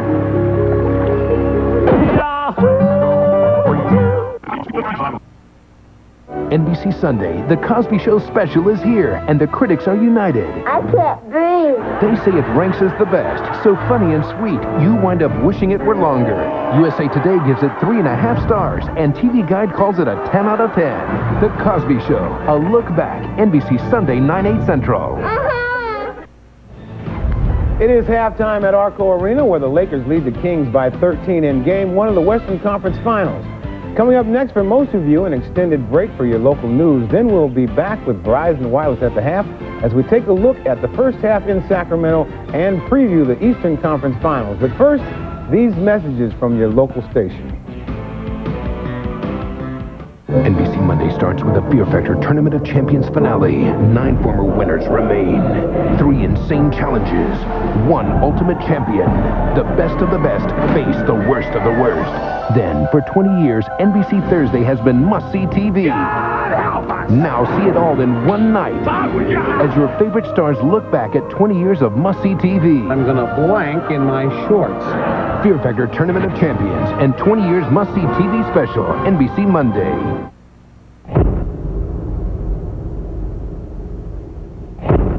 We wanted to make sure you saw our award-winning Nissans really well, because they're about to go really fast. It's Nissan's must-see sales event. Now get low 0.9% financing on most new Nissans and $1,000 cash back on our powerful Pathfinders. Hurry to Nissan's must-see sales event. Now you see it, now you don't. Nissan. Driven. My child's life reveals itself to me in quick glimpses and perfect moments. I want those moments to be filled with life, not sickness, not treatments. But if the need should ever arise, I'll know I made the right choice for him. Regents Blue Cross Blue Shield of Oregon and its members are a community of people who support each other's health care. Regents Blue Cross Blue Shield of Oregon. It's for your health.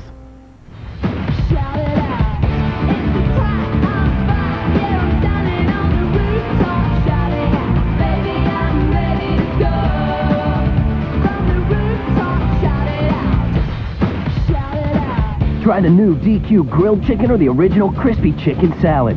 Each comes with quality ingredients and our special honey mustard dressing for just $3.99. Or dive into a delicious brownie earthquake for just $1.59. Want a deal you can't beat? DQ something different. You just gotta know where to go.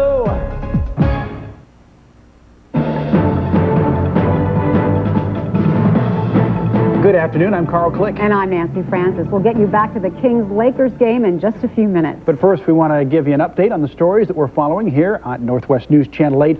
Fire investigators are at Seattle's Lake Union today trying to figure out what sparked a spectacular fire at the marina there last night. At least 36 pleasure boats are damaged or destroyed because of that fire. At least 100 firefighters responded. Officials say no one was hurt in the 3-alarm fire, and the Red Cross is helping those displaced by the fire. Where were you 22 years ago today? You may very well have been watching a plume of ash over Mount St. Helens. No one who saw it will forget the May 18th eruption. Well, today marks that anniversary. Scientists say St. Helens is still the most active volcano in the Cascade Range, and that's why the U.S. Geological Survey watches the volcano so closely. We do see little earthquake swarms at St. Helens from time to time, and it's important to keep an eye on those because we never know when they're going to lead to something more, maybe renewed eruptive activity. These days, scientists are focusing a lot of their attention toward the South Sister in Central Oregon. It appears to be bulging, which is a possible sign of volcanic activity. Scientists say the South Sister has swelled about 1 inch a year for the past 5 years. 2 men are dead at the Oregon coast after a boating accident. It happened just after noon today off Tillamook Bay near Garibaldi. U.S. Coast Guard officials say the fishing vessel capsized in rough water.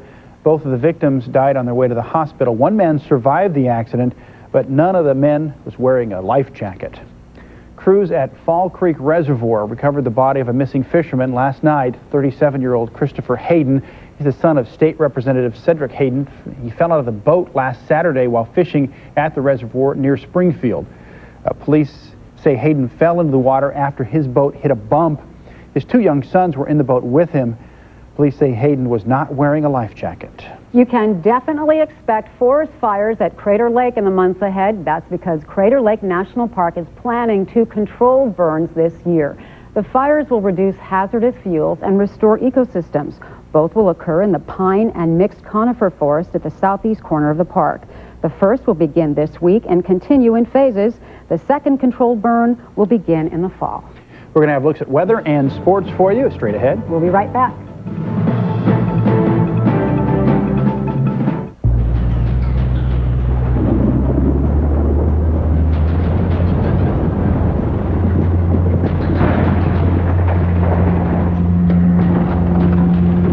The Ford F-150 has an amazing appetite for power.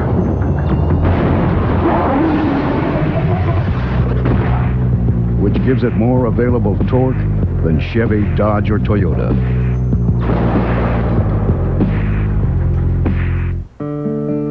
My company is my family. We succeed together. Without good people, we couldn't deliver. Their well-being is critical. They have to be healthy if we're going to be healthy. I need to know I can help them stay that way. Regions Blue Cross Blue Shield of Oregon and its members are a community of people who support each other's health care. Regions Blue Cross Blue Shield of Oregon. It's for your health. In 1992, Tournament of Americas was played in Portland. The tradition continues a decade later with the USA basketball team on their way to the World Championships. I am USA basketball. Come watch USA's Reggie Miller, Paul Pierce, Jermaine O'Neal, Jason Kidd, and more. We are USA basketball. Sunday, August 25th, the USA basketball team takes on Dirk Nowitzki and the German national team at the Rose Garden. Tickets are on sale now. Call 503-224-4400 or online at rosequarter.com. Subway has a new bread made with that bee guy's honey and his oats. Oh, whoa. That can't be good. Leave one right there. Hey, where you going? Subway's this way. Hi, guys. Hey, Kelly. Mr. Honey and Mr. Oat. Subway's new Honey Oat on wheat bread is delicious. We start with tasty wheat bread, coat it with honey, sprinkle it with oats, and bake it all together. It's one of Subway's 2 new gourmet breads. They make great bread together. We just got to become better friends with the bees. Subway! Where's Littleman? What's the matter, John? Have you seen this? He ordered way too many Fords. Wait a minute. We don't have a mascot. Ow! Nice try, Littleman. You're going to hang 100 feet until we sell 100 cars. It's the sale in the sky. Our sales manager will hang 100 feet high until we sell 100 cars. Come watch a man dangle for your deal. The sale in the sky. On now at the Big Ford store, Vancouver Ford.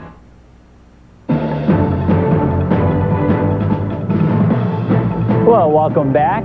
Here's a look at what's happening outside. Since you're probably inside watching the game, this is the way it looks. Some sun breaks out there from our Wells Fargo Center camera. And our Instant Weather Network tracking conditions, 64 degrees right now. Really depends on how big of a cloud's going over your house, what the temperature is at that moment. It's kind of up and down between 62 and 67, somewhere in that range this afternoon. Now, we do have a few showers around, and on First Alert Live Doppler 8000 radar, you can see what's going on. This yellow line's our live radar beam that we can control, and right now I've zoomed it in just to focus on this part of the Cascades where we're seeing some shower activity and could see a thunderstorm later on. So we'll keep scanning this area, and if a thunderstorm develops, we will see it as it happens. In the meantime, here's our visible satellite, and you'll see what's going on offshore. This is basically the storm center rotating around a long ways from us, but it's sending moisture to our part of the state, to western Washington and Oregon, and that means a good setup for thunderstorms, especially as we get into tomorrow. So let's talk about our forecast then. Tonight, partly cloudy skies with some showers near the Cascades. Tomorrow, increasing clouds, some showers, and highs in the upper 60s. There you have it. All right, Bruce, thank you. Okay. Well, quickly in sports, the Mariners ran into the one pitcher for Boston they can't beat, right? That's exactly right. The Mariners in Boston, and once again, Pedro Martinez beat the end with a dominant performance. Martinez ran his record to 10-0 against the Mariners for his career. Gave up just 1 run on 6 hits in 8 innings. He also struck out 9 batters. Boston wins 4-1. Martinez now 6-0 on the season.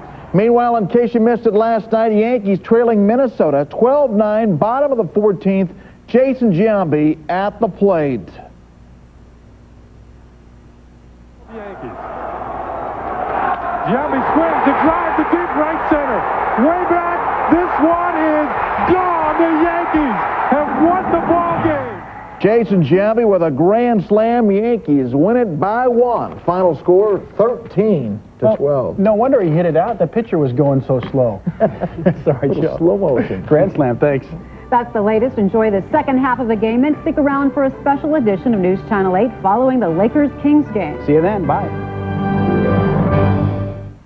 Ford says their F-150 is built tough, but our engineers will tell you the 2002 GMC Sierra has more horsepower, more towing capacity, and more overall interior space.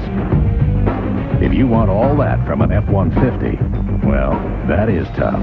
Now get $2,000 cash back or 1.9% APR on a new 2002 Sierra. See dealer for restrictions. See your participating GMC dealers. Oh, I'm looking at you, baby, the way you're put together. You know I want you, need you. You're the first thing on my mind. I'll be so ready for you. Subway is serving a selection of delicious breakfast sandwiches made fresh the way you like them with the taste you've come to love. My child's life reveals itself to me in quick glimpses and perfect moments. I want those moments to be filled with life, not sickness, not treatments. But if the need should ever arise, I'll know I made the right choice for him. Regents Blue Cross Blue Shield of Oregon and its members are a community of people who support each other's health care. Regents Blue Cross Blue Shield of Oregon. It's for your health. When Tire Factory has a sale, it's big, really big. Our warehouse just made one of its largest special purchases ever, which means right now you'll find the lowest prices of the year on national brand tires and custom wheels, all backed by the best warranty in the West. Don't miss our biggest sale of the year. The big tire sale is on now. Tire Factory, local owners putting you first, with 37 locations serving the Portland area. Now that's big. So Kurt, what happened? I didn't know that llamas reacted that way to apples.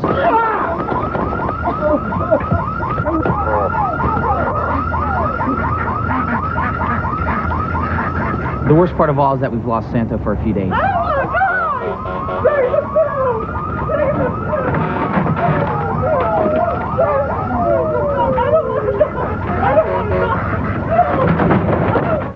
They gave up everything to be together, and this Tuesday is their night. I love you. A night of Niles and Daphne, two special Frasers, and the season finale. You want to make my dreams come true? This is my dream. Be there as they take the next step.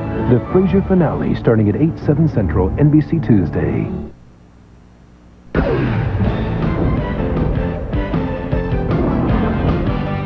This is Verizon Wireless at the half. Verizon Wireless, we never stop working for you. It is halftime in Sacramento where the Lakers lead the Kings by 13 in Game 1 of the Western Conference Finals.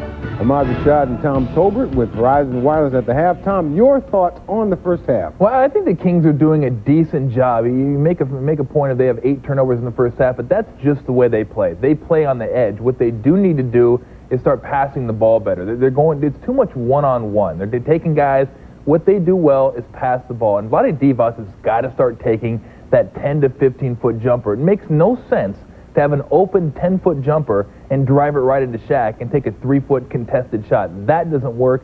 As far as the Lakers, you look at guys like Fox, Devin George, Fisher, and Horry that are 12 for 19 combined. You know, if they keep shooting like that, which I don't think they will, you're not going to beat him. Because you know Shaq's going to go for his, although he doesn't look as animated today as he usually does. Kobe's on fire. You can accept that. But if those guys can shoot 60% combined, you're in big trouble. Sacramento looked a little tight, too, at the beginning of that game. A little tight, but you expect that. I mean, you expect that. It's the first time, it's a big series for them, big game. They've wanted LA. They got LA now, and they're going to settle themselves down. All right, tomorrow at 5:30 Eastern, we'll bring you Game 1 of the Eastern Conference Finals between the Nets and the Celtics. Now, Tom is already on record as picking Sacramento in the West. What about the East? Who are you picking there? I like the Celtics here. I like the Celtics because they have Pierce and they have Antoine Walker, and Pierce is a guy who's shown me he can take over games in the fourth quarter. Jason Kidd did a great job against Charlotte taking over the games in the fourth. The difference there, a lot of times Jason Kidd has to rely on his teammates for passing to make shots. Pierce can do it himself. He can create and he can score. Celtics. Yes. Earlier here on NBC, it was the 127th running of the Preakness Stakes. Kentucky Derby winner War Emblem continued his quest for the Triple Crown, and here was the call of the stretch run from Tom Durkin. In the final furlong, just as they were in the Derby, War Emblem and Proud Citizen is surging to them as they come down to the finish. Magic Wisdom coming with a flying finish. Here comes War Emblem to win. He wins the Preakness, and it's on to the Belmont for a try at the Triple Crown. Local long shot, Magic Wisdom was the surprise second, followed by Proud Citizen. War Emblem fought off all challengers today. It's on to Belmont. So War Emblem will try to become the first Triple Crown winner since affirmed in 1978. The final leg is the Belmont Stakes, and you can see it 3 weeks from today on June 8th right here on NBC. Tom's pick, by the way, was Medaglia d'Oro, who is still finishing the race, right? Up the track. Actually, it finished in 8th place, and I knew you didn't know what horse to pick. My horse took second. See, I picked him, but I picked him to finish 8th. You didn't ask me who I was going to have to... Man, coming up, we'll send you back to Sacramento for the second half between the Kings and the Lakers. Thanks for joining us on Verizon Wireless at the half. This has been Verizon Wireless at the half. Verizon Wireless, we never stop working for you. Can you hear me now? Good. All your family wants this spring is a little more time together. Good luck. That's why there's America's Choice National Family Share Plan from Verizon Wireless. Get 2 separate lines for only $55 monthly access and 4,000 total airtime minutes nationwide, all with no roaming or long-distance charges. And get 2 Motorola V120C phones for only $49.99. Perfect for someone special in your family. Verizon Wireless, we never stop working for you. Can you hear me now? Good. The NBA and WNBA continue to write new chapters to the Read to Achieve story. Okay, let's read. With each turn of the page, players and coaches are encouraging families to open a book with their children. You write this book? All right. And by donating computers and books to create reading and learning centers, the NBA is helping kids develop a lifelong love of reading. Read to Achieve! Be a part of the success and Read to Achieve.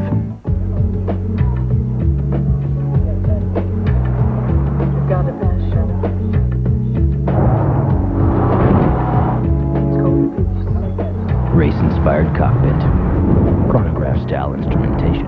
Introducing the Lexus IS 300 5-speed. Totally unexpected, especially starting at under $30,000. For an incredible value, just show up at your Lexus dealer.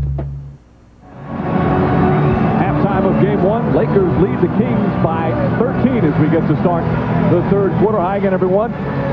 Lakers offensively, how much better can you get? Offensive brilliance, the result of flawless execution, and it wasn't any one guy. It was everybody. Kobe, Horry, Shaq, Fox, Fisher. They shoot 54%. They shoot 6 for 12 on threes, and Sacramento just could not keep the pace. Meanwhile, with Sacramento, Steve, they're one of the best passing teams in the league, not so in the first half. Yeah, this is a team that averages 20 assists, and you can see they only got 6. They got nothing from Bibby in the second quarter. Turkoglu is yet to get in, so they got to get their offense going. Not a good first half for Rick Adelman and the Kings. Adelman just a couple of moments ago spoke with our Lewis Johnson. Coach, can you describe what your players are going through in the first half, and what did you talk to them about at halftime to try and get them in a better flow here in this important game one? Well, we're not defending them. They're beating us off dribble penetration. They're getting too many open shots, and you got to get some energy down in the court. We got to pass the ball better. Just trying to attack them out on one possession or one pass. And you just got to do a better job, especially defensively. Okay, thanks. Good luck in the second half. Mike? All right, Lewis. Chris Webber, who had 2 fouls but had 14 points and 10 boards, didn't get a lot of help from the likes of Ito Turkoglu. And with no Stojakovic, Turkoglu must play well, and he was scoreless in that first half. Well, you heard Adelman say ball movement, player movement, better decisions with the ball, so let's see if they do it and, start knocking down some shots. Christie puts in the 3, and that's their first three-pointer. They were 0 for 3 from downtown in the first half. And after giving up 18 points on three-point shots by the Lakers, that is a welcome sign of relief for these King royalists. He had a terrific epic first half shooting the basketball and continues. He now has 13, and that's his playoff high for this season. Weber's going to have to close that distance. He's got too much space, and he's confident now. Bibby blocked by O'Neal and a jump ball. But we're seeing a different Robert Horry today, Steve. We're seeing a guy who's attacking the hoop from the get-go. Generally, this guy comes out and just swings the ball, is the wheel, feeds the post, cuts backdoor, plays the great defense. Today, he's come out and said, hey, I'm shooting every time. I'm initiating this attack. This should be interesting. O'Neal and Bibby. The question is, what's Sacramento going to do in terms of anticipation and try to steal it and try to anticipate Shaq's brainwaves? And they got it. There you go. And the alley-oop. Well, that's a perfect play. Just as you draw it up. Vlade. That's why Vlade can be successful, because he is the smartest of the big guys who are trying to take it away from Shaq. He's like the father on this team, makes all the right decisions that time. And the crowd trying to get back into it. They were taken out early. Horry inside. O'Neal mistimed his jump and then puts it in. Turkoglu had it and lost it. Shaquille O'Neal with a chance for a three-point play. They're calling this foul on Chris Webber, and that is 3 on him, and Chris just bailed out on the play. When you're in deep and you're dead, you're in the water, you got to let it go. The push by Turkoglu not called, and Chris Webber just grabbing and holding. At that point, just let him score and get it back on the offensive end. And now everything up against Sacramento and Chris Webber with 3 fouls. The key there, though, Turkoglu, after that little shove, had the ball in his hands and lost it. And then Webber just faintly touched O'Neal. O'Neal puts in the free throw. Every time the Kings look like they might make a little bit of a run to get it under double digits, something like that happens. Well, they just have to stay with it. There's plenty of time. They have an offense which is certainly capable of getting them back in the game. They have to put some doubt in the Lakers' mind about making shots. Bibby, left-handed. I think Bryant got a piece of that. What a defensive recovery by Kobe Bryant. Nice pass that time out of the low post by Webber.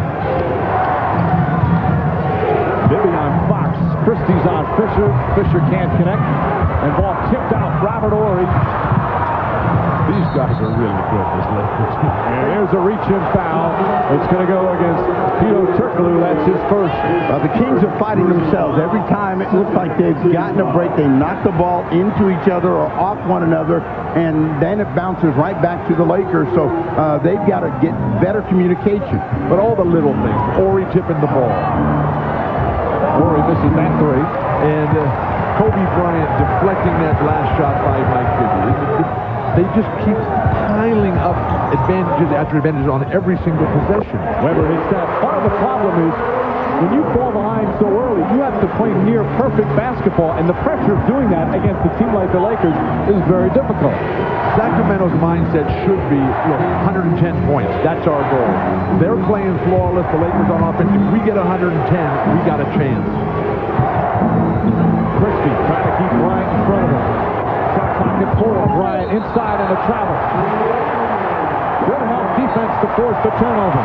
Christie is a very, very good defensive player. Phil Jackson, frustrated, he's disappointed, but not going to lose his cool there. And Christie was just lost right there. That's how good Kobe Bryant is, but good rotation forcing Kobe to shuffle his feet. Turkoglu's help defense forced that turnover. There was contact, but Bryant traveled before the contact. Again, they don't want to dribble a ball that much. They want to move it. They want to swing it. They don't want to have to settle for the jumper. This foul against... It's against Divac. Divac just picked up his 3rd. He thought originally it was going to stay there. Tom Washington, the official, didn't signal which way. He did point down on the floor to stay here. That's a really tough call in the 3rd quarter of the opening game of the Western Conference Finals. Now, Divac fouled out twice in the Utah series, once in the Dallas series. During the regular season, he only fouled out once. And another foul on Vlade. This is really tough. So Divac now has 4 personal fouls, and he's going to have to sit for quite some time. Well, Horry comes up gimpy off of the play, but they had good ball movement, good player movement that time, and all the Kings defense could do was reach and grab.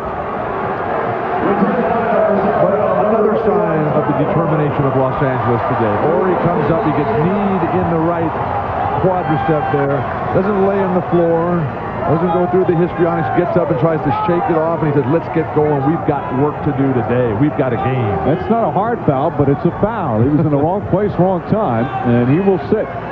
Pollard comes back in the game.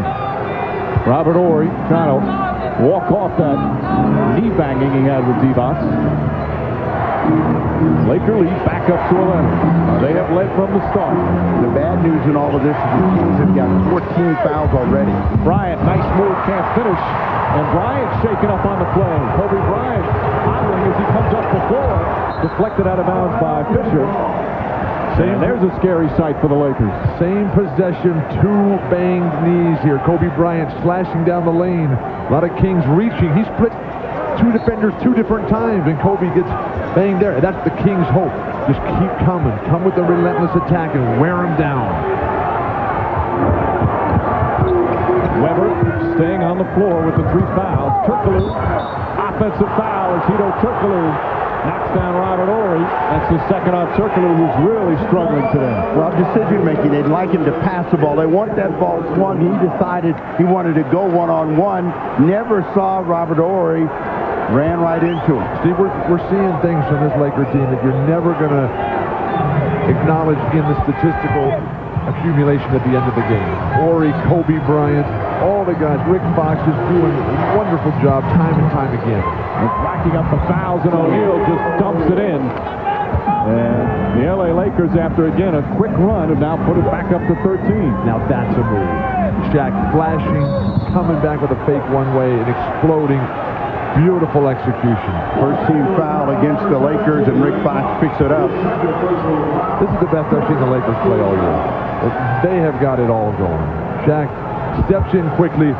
That little fake Akeem Olajuwon, Kevin McHale-like, and then coming right back. Pollard, as good as he is, nothing he can do. Turkoglu just forces that one. The frustration, you can tell, sitting in there. And last foul is on Fox. Let's, as much as Turkoglu's struggling, the main reason is the defense Rick Fox is playing on him. And the ball was kicked. Fox is a very underrated defender. Last year, of course, he stopped Stojakovic. And Phil Jackson can't say enough about him defensively. Calls him, he's plain and simple, he's a stopper. Well, no, he's a tough defender, but I mean, Turkoglu is just rushing his shot, and if he'll just relax, he'll start getting that ball to go in. Let's remember this: defense always has to react to good offense, and we've seen it when the Lakers have moved the ball, moved themselves, team foul number 5, so the Lakers are going to shoot. A foul on the entry pass. That's Pollard's first, so they're in the penalty. But how are you going to get Turkoglu off? I mean, the lead players, Bibby and Weber, have got to help him. The confidence is going to ultimately come from Adelman, but if you get dribble penetration and kick it off to him for an easy setup, do a dribble handoff, get him an easy play so that he can find a rhythm and gain a little bit of confidence, that's what the team game is all about. You can sense the Kings, again, since falling behind early, they've trailed by as many as 16, have been pressing to try and get back in. O'Neal, 1 of 2. 15 points for O'Neal, 6 of them here in his third period in just 4 minutes. Never underestimate the job that Derek Fisher has done on Mike Bibby and slowing him down, cutting down his ankles, much the way he did last year in the finals against Iverson. Bibby puts that one in your face, Will. Bibby now with 10. But that's the story about these role players with Fox and Horry and Fisher. They don't just hit threes. They make big defensive plays and do it on a regular basis. The effort that they exude on the defensive end with Shaq is just rolling. Impossible to stop. Shaquille O'Neal starting to flex his muscles there in the third. Those are the shots you want Shaq to take.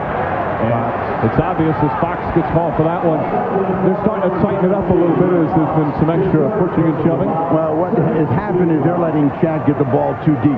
And then Pollard is trying to react to that, and Shaq's rolling now. Early in that first half, he was not making shots. Now he's got a good rhythm. That was 3 on Fox. He remains in the game. Weber double team. Kicks out, but Christie left wide open. And Christie able to knock down the jumper. Chris Weber with a nice pass after drawing the double team, but as this series goes on, if he doesn't execute better footwork down in that low post, in that left block, it's not going to happen for Sacramento. The crowd desperate for a Kings run. Bryant. Christie stays with him, knocks it away. Excellent defensive play. Bryant will try it again. With 2 on him, knocks it in. What a shot from Kobe Bryant. That's a heartbreaker. tiebreaker right there because you do everything and the ball comes right back to him, and then he dumps one down on you. Horry with the foul. Too deep, and so he's not even going to let him get a chance to go to work. But with Kobe Bryant seemingly shut down, when everything seems as if it's going to just totally fall apart, you cannot make a more difficult shot right there. And you got two guys lunging right at him. He's falling way up against the shot clock. He's just too good. Christie could not have played him any better, and then gets the nice feed from Weber. Now that's what they wanted to do at the outset of the ball game. Move ball, pass ball, finish play. They had 6 assists the entire first half. They had 6 already in the third. The crowd on its feet here at Arco. They haven't had too much to cheer about so far. O'Neal deep. Rusted. Weber couldn't handle a rebound, but Pollard right there to pick up the pieces.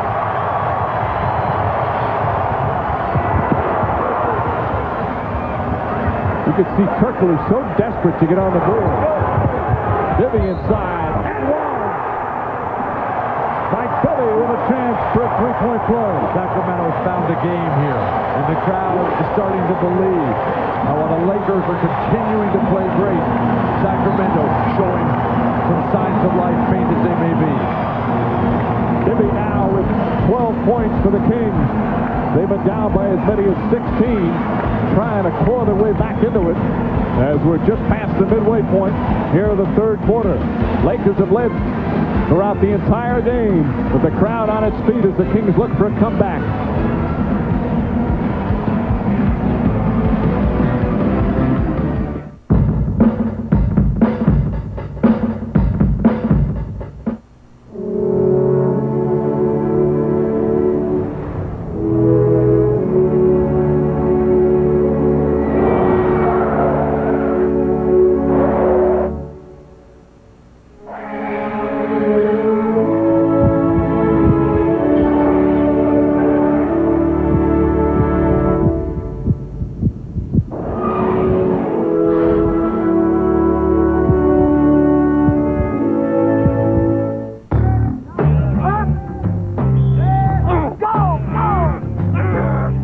What it feels like when you eat the wrong thing before a game.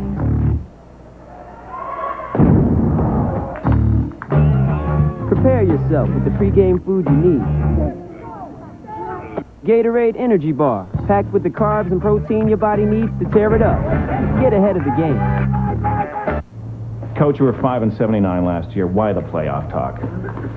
Well, we made a couple of key trades, and we got the funk.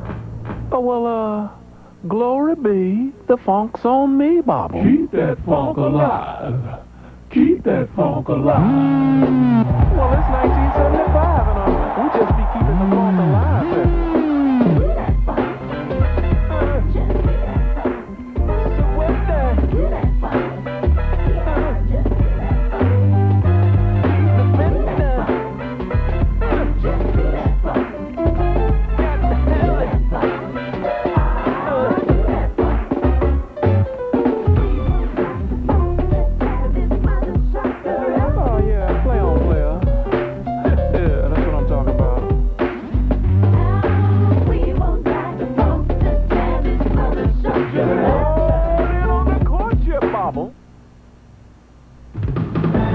The NBA on NBC is brought to you by Lexus and their passionate pursuit of perfection.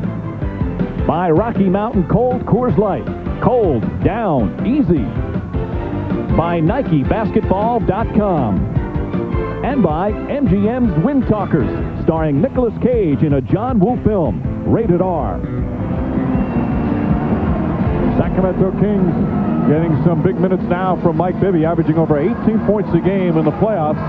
Now making some big plays here in the third. Well, you know, Mike Bibby is a guy that really does have great offensive ability. Inside and out, he's a threat at all times, and he's just got to remain aggressive, and he's doing so here in the third quarter of play. And if he continues to attack, good things will happen for the Kings and Bibby, who has now a chance for a three-point play.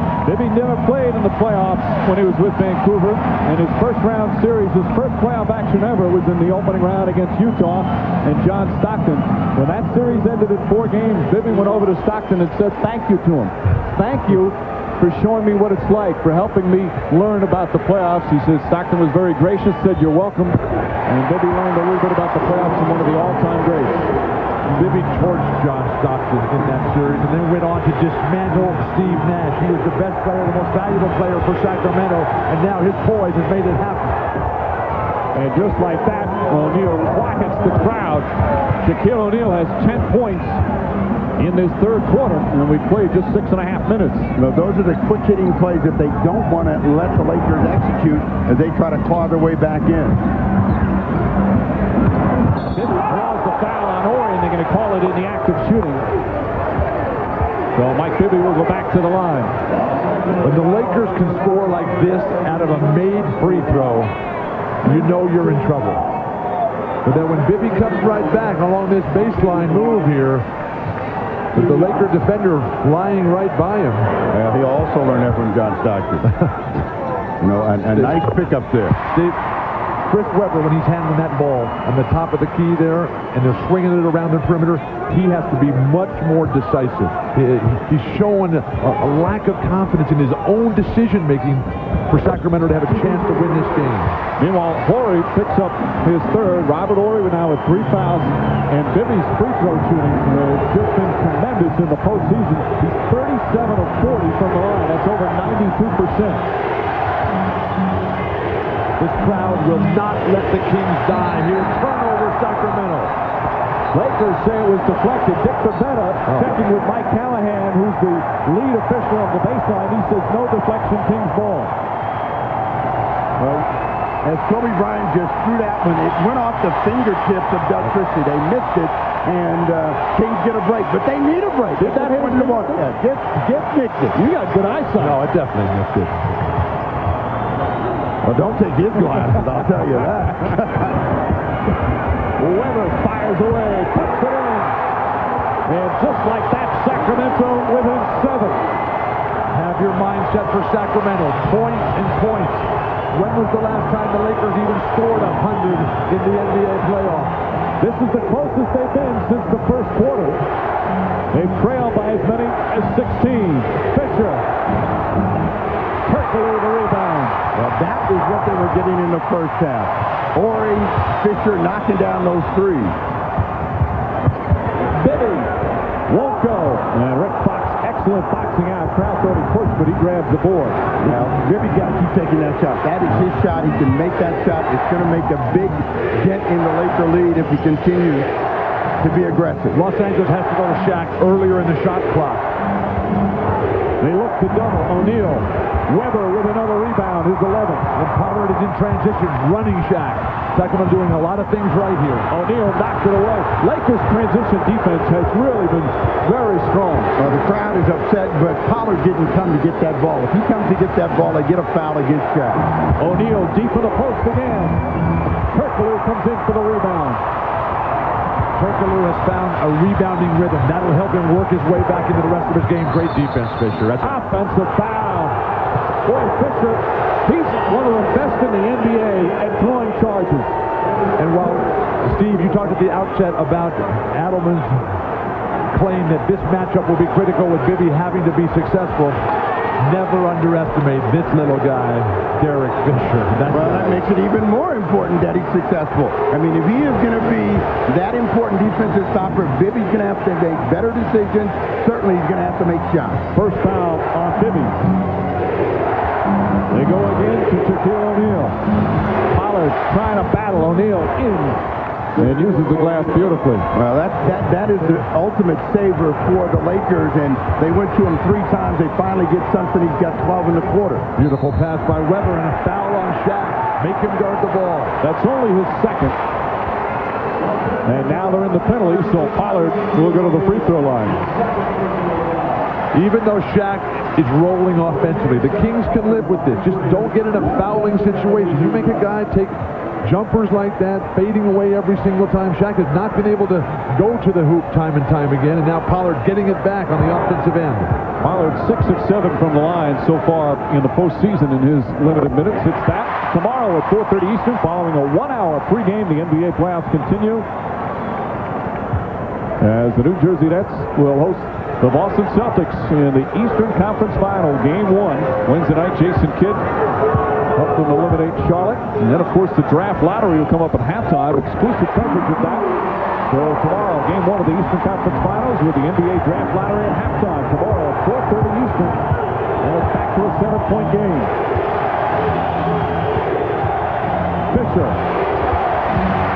Fisher wanted a foul. Turkoglu has really helped out on the boards here in this third quarter. Still scoreless. Horry doesn't go for the fake. Inside to Pollard. O'Neal knocks it away. Weber, and an offensive foul on Weber. That's his fourth. And Derek Fisher does it again. But he got too cute. What happened was Bibby was wide open the first time he looked that way. He decided to try to go in a little bit further, and that's when he created a collision. This is an easy call to make. Bibby is right there, wide open. He goes one step too far and then tries to make the play. Never let the show get in the way of the game. Weber with 4. Divac with 4. Kings, though, still down 7. So, Jeff, Susie's told us a lot about you, but she didn't tell us what you do. Oh, Coors Light. Is that good money? I made $20 last week, but I made $1 million today. This summer, Coors Light and Coors Original are giving away cash. Lots of cash. Thousands of winners. There's also $1 million up for grabs each day, every day. Look for the specially marked packs of Coors Light or Coors Original for your shot at the cash. You know, if it doesn't work out with Susie, she's got a sister. Sweet.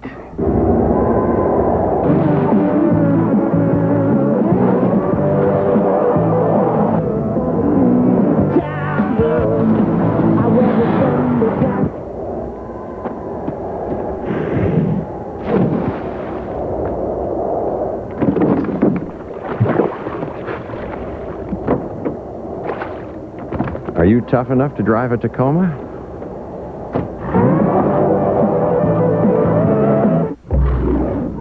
They left their people to defend this country. I've never seen so many white men. They've never seen so many Navajos. Ow! Just kidding. What are you doing here? I'm a code talker. Why ante up, Chief? How'd you know I was a chief? You must have seen me showering with my war bonnet. The Corps developed a new code based on the Navajo language. You're to pair with a code talker. Your job is to keep him alive so he can do his job. They use their language to preserve our freedom. From director John Woo. Come on! It's my responsibility. Let's go! We're gonna make it. We're gonna make it out of here.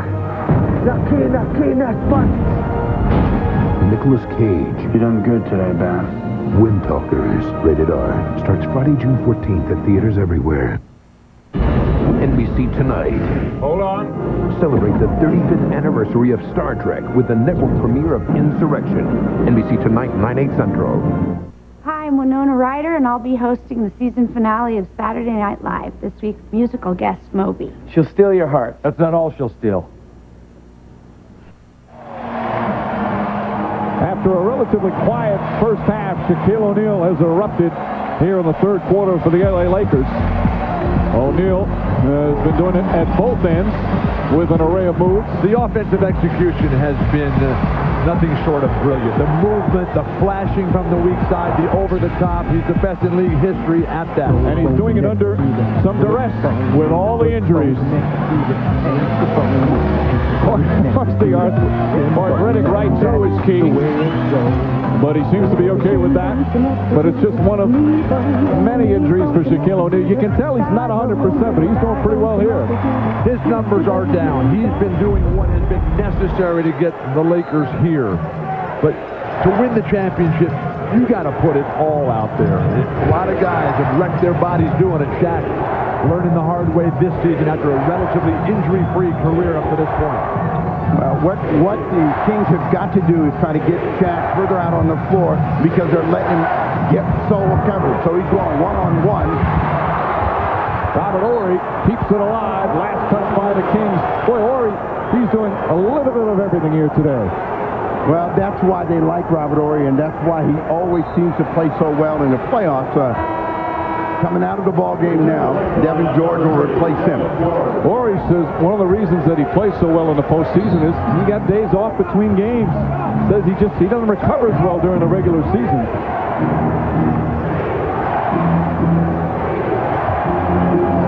No Divac and no Weber, both sitting on the bench with 4 fouls. And of course, no Stojakovic. The Kings try to hang in there. Bryant gets away from Jackson and misfires. Devin George on the tip-in. See, those are the killers right there. They get Kobe to take a tough shot, and they don't rebound the ball. Second chance points. They've done a pretty good job of keeping the Lakers out of that category, but they got to make everything work for them. Pollard tries to keep it alive, and he's calling for a loose ball foul. Rick Allen very upset, and the Lakers are going to shoot some free throws. 2 on Pollard. Control of the boards, the result of best defensive efforts. That's what allows you to control the tempo. Mike Bibby unable to connect here. The arm on the shoulder of Kobe Bryant holding Kobe down. Referee, the backside official standing at half court, and Rick Adelman cannot believe it. They both went up at the same time. That should have been a no call, but Kings don't catch a break. Bryant at the line. This is his first free throw attempt. He struggled in this Spurs series from the line, just 58%. Of course, normally a terrific free throw shooter, and now has 19 total points. But what we've seen today is a totally different team from the Lakers. We've seen a team that's concentrating, that realizes that if they don't play really, really well, they're going to lose not only this game, but this series. So the Kings have to realize that you're not going to get 7 points in one possession. Be patient. Continue to grind it out. They got to get a score with this possession coming up. Lead back up to 11. Just over a minute and a half remaining in this third period. Bobby Jackson had some good minutes in the first half. Fox's defense so good, though. Jackson for 3. Won't go. And Fisher with a rebound. Rick Fox's defense all game long. And Dick Bavetta blows the whistle. Problem with the floor. Yep, something's on the court. Good job by Bavetta, making sure that injuries are not exacerbated by water on the floor.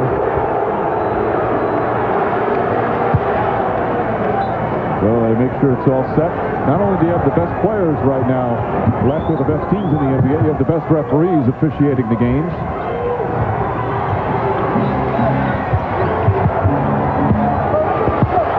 On Bryant.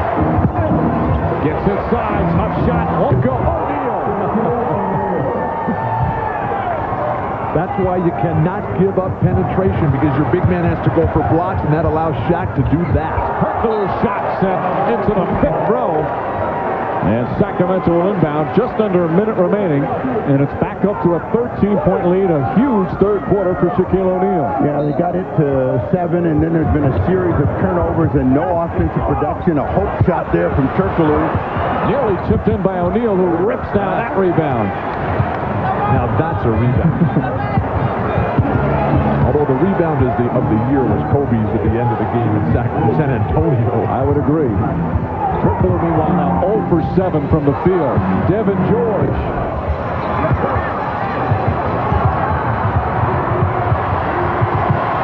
Fans a little quiet again. They have tried desperately to urge on their team. Turkoglu, that's a 2. Still can't connect. Bobby Jackson, a rebound. And backs it in with O'Neal right there. Turkoglu just doesn't know where to get a score right now, and that's really causing him to press. And every time he gets open, he's thinking he's got to knock down his shot, not getting it done. Big defensive stop opportunity for Sacramento. Give the crowd something at the quarter break to really yell and scream about. Shot clock is turned off. O'Neal blocked from behind by Turkoglu, but Devin George right there to put it in. Every break that can go the way of the Lakers is going that way in the steal. Bryant for 3. Won't go. And there's the buzzer ending the third quarter. That showed a little promise for Sacramento. But once again, every time the Kings make a run, the Lakers answer right back. Shaquille O'Neal with 14 points in this third period. Now 23 for the game to lead all scores. And after 3, it's a 13-point Laker lead. We'll be right back after these words from your local station. You're watching the NBA playoffs on NBC.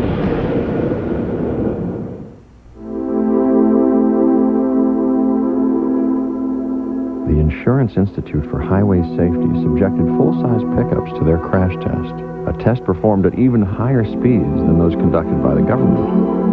In the end, Tundra earned the highest overall safety rating for full-size pickups. Toyota Tundra. When we say better from the ground up, we mean a lot better.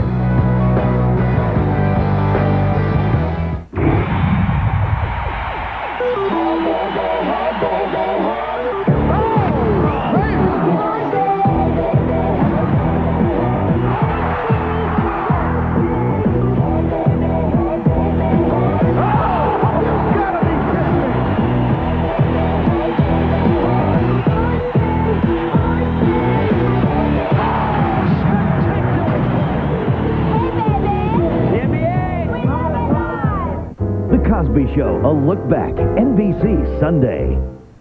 At GMC, our engineers were wondering what the story is with the new Dodge Ram, so they took a look. Turns out the GMC Sierra with its Portec V8 engine still has more horsepower and towing capacity than Ram, and four-wheel anti-lock disc brakes standard. If this is the mayor of Truckville, maybe it's time for a recount. Get $2,000 cash back or 1.9% APR on a new 2002 Sierra. See dealer for restrictions. See the pros at your participating Oregon and Washington GMC dealers. It's here. The event you've been waiting for. It's the Memorial Day sales event at your Northwest Ford stores. Get into a best-selling Ford Focus for just $197 a month, or drive home a best-selling Ranger for only $197 a month. But you better hurry before someone else... Sorry, Princess, we open at 7. ...beats you to it. You just gotta know where to go. This copyrighted telecast of the National Basketball Association is intended solely for the entertainment of our audience. And any retransmission, reproduction, rebroadcast, or other dissemination or use of this telecast, or of the pictures, descriptions, or accounts of this game without the express written consent of the National Basketball Association is prohibited. I'm Ahmad Rashad along with Tom Tolbert back in New York. A reminder that tomorrow at 4:30 Eastern we'll have a special 1-hour NBA on NBC pregame show preceding Game 1 of the Eastern Conference Finals between the Nets and the Celtics. I'll be at the NBA studios in Secaucus, New Jersey for the NBA Draft Lottery, where we'll talk with Commissioner David Stern and the new president of the Memphis Grizzlies, Jerry West, while Orlando Magic head coach Doc Rivers will join Hannah Storm and Tom here in New York. And at halftime of the game, we will bring you the NBA Draft Lottery. Tom, a quick note or thought on the fourth quarter. Well, Shaquille O'Neal has had his way with Scott Pollard in the third quarter, and Hedo Turkoglu has scored about as many points as a dead guy. I mean, he's got to start scoring and giving them buckets. Someone's got to score in the fourth quarter. They better get to every loose ball. They better limit Los Angeles offensive rebounds if they want to get back in this game. As many points as a dead guy. That would be... Now back to Mike, Bill, and Steve in Sacramento. Well, Tom, during his career, was a dead guy a few times. I couldn't resist. Meanwhile, talk about the lottery. That guy's going to be picked, of course, from University of Kansas, and he's a local guy, Bill. Growing up in Richmond, California, just adjacent to Berkeley. Drew coming up here, his dad taught him a lot of things growing up, and what a day it's going to be tomorrow when they pick that draft order. Bryant.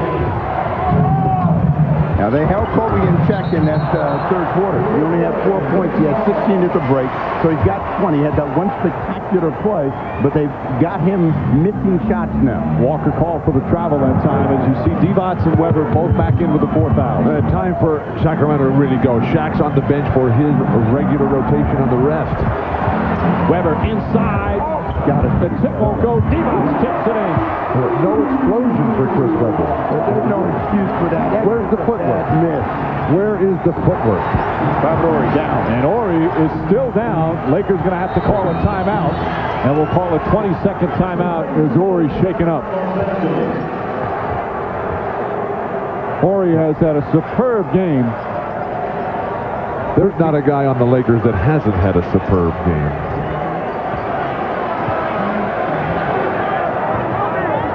His teammates even unaware as they went up the floor and then realized he was still back there. Remember earlier when he got banged up, he just popped right back up? See if we get a look at it. Oh, the elbow coming down, and he seems to be grabbing. So Weber's left arm coming down on Horry in that play, and he is still down. Ouch.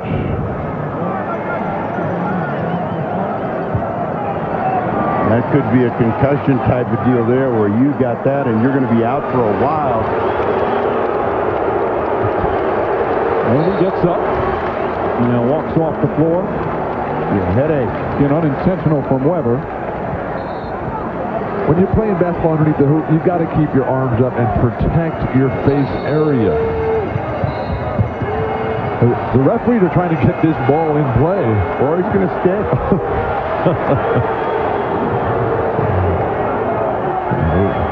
He doesn't look all that clear-headed right now, Steve. Well, I mean, that's he's going to stick in the game, so he's going to try to play through it. I think he just needed a rest. I don't know. If you're Sacramento, run everything right at him right now and check him out. Lindsey Hudson, meanwhile, back in the game for the Lakers. Bryant spinning. Count it and one. Doug Christie made a swat at it at the last second, and Bryant with a chance for a three-point play. He did everything but he pushed down at the end of the play. And we've got some technical fouls handed out. Divac and Walker double technicals. The official's just nipping that in the bud right now. You don't shoot any free throws on double technicals. You watch Kobe work here, and he's spinning, working his way. Christie stays with him, and watch the little push on the hip down below. Not much, but they give it to Kobe. They have a chance for a three-point play. And there's the taunting technicals. And Robert Horry has spent this entire time over with Gary Vitti in front of the Lakers bench, talking it out, seeing what they're going to do here. Bryant misses badly, but he has 22 points.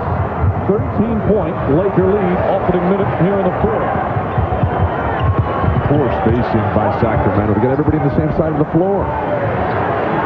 Divac against Walker. Walker does a good job holding him out. Weber can't connect with Walker. Hauls in the rebound. They needed Weber to dive through. I mean, they have three guys over there. If he goes to the bucket, he's going to get a layup, and he stays out there and misses that jump shot. He's taking too long to deliver the shot, Weber, out there.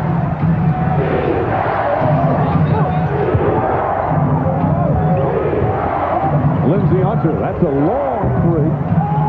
Walker tips it out right to Hunter. Samaki Walker with a nice play. Phil Jackson said one of the real keys is for us to get on the offensive glass, and the Lakers have done that today. That's got to be an offensive foul. Devin George plows into Mike Bibby, and George picks up his fourth. But Sacramento still down by 13. Now, you look at Weber. He's got 20 points, 12 boards, 5 assists. Those are some real nice numbers, but evaluate his performance. Stats. Give me impact. Give me control. Well, he still has 10 minutes for the impact and control. Yeah, but staying on one side, and this is not what they wanted. They wanted to be able to move the ball and move people and get easy shots. A lob to Weber. Nice. Beautiful. Beautiful. That's pretty good hand control on that. Well, Weber's got great hands. If he can touch it, he can make a lot of things happen with it, and that was an example. Christie has had his hands full. Stays right with Bryant, who puts it in. That's the problem with trying to beat the Lakers. Not only you got Shaq out of the game finally, so you get a little bit of a respite there. Jackson draws the foul as he goes to the hole. We're starting to see some hard fouls, a little extra chirping as Devin George picks up his fifth, and Bobby Jackson will shoot two. But when all breaks down, you just give the ball to this guy. Is there anybody in the game today who does things like this? I don't know, Steve. You think of anybody that like that? I give you a list. You can start with Tracy McGrady and work our way back. But, I mean, you know, he's just making shots. And he has been making big plays when they've been needed. And that's why it seems like they're so memorable. If you miss those shots, you'd be saying, he needs to give it up and you need to get shot back in the game. George takes a seat. Bryant's made at least 5 shots today in this game that were He was defended perfectly, yet he still knocks him down. Well, that's what a great offensive player is going to do, and that's what, you talk about defense all the time, but when you've got a player that can make shots, it doesn't matter what the defense is doing. And the hope for Sacramento is that their guys, Weber and Bibby, can start doing that themselves. Christie just can't catch a break. He's trying to stick and stay, trying to stay real close to Bryant. That time they call him for the hold on the cut. That's his third and the second team foul. And against a player like Kobe, you need to be able to get a little bit of help. Offensive foul. Walker pushed down Divac. Maybe a little bit of a flop in that. No. Vladdy was right in there, and Samaki Walker lost his mind. Vladdy had the good position here, and just to push that extra lunge right in. You lower your shoulder into the guy's throat, you're going to go flying. That's quite a jolt backward on that 1-4. There you go, double pickup high for Jackson to try to get inside. Jackson, wild shot. Horry knocks it out of bounds. Still Sacramento ball, and still plenty of time. There's 9:11 left. Sacramento down by 11. But Shaq is coming back in now, and they weren't able to wrest control of the game from the Los Angeles Lakers. Well, with Shaq out on the floor, they got it down to 7. But, they haven't been able to do a lot. You can look at the numbers. Shaq has been huge in this ball game, plus minus. Why would you ever take him out? He's played 33 minutes so far. See, now, the two guys right there, and they're going to give them that shot. And Divac, Weber, they both need to dive. They need to go to the basket. They're both good passers. They can find the guy on the way to the hoop. Mike, you enumerated all the injuries that Shaq is playing with. He is running better in this game than at any point in memory. And certainly in the San Antonio series, and his hand looks better. Horry gets inside. And let's see the call. Dick Pavetta blew the whistle. And a blocking foul called on Divac because he was in the restricted area. So that will be number 5. The referees train themselves to look down at that line. And now with Weber and Vladdy having this conversation about how they're going to play this last 8:44 in serious foul trouble. Kings in trouble. And you see, he's outside the line. It's tough to tell. That was very close. Anyway, it's Divac's 5th foul. 11-point Laker lead.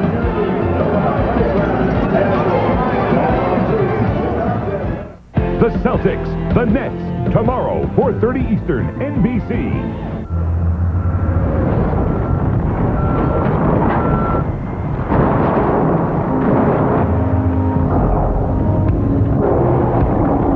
This is Silverado Heavy Duty. The most powerful heavy-duty pickup you can get. Silverado Heavy Duty. More truck from Chevy.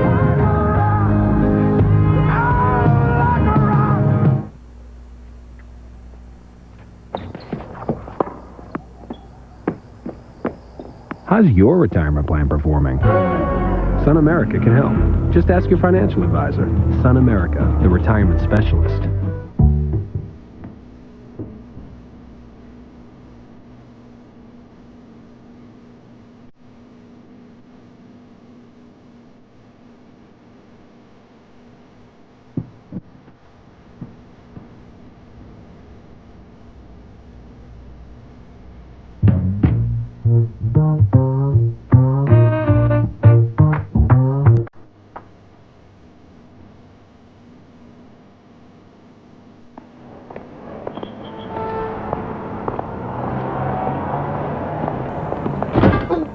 How safe is your retirement plan? Sun America can help.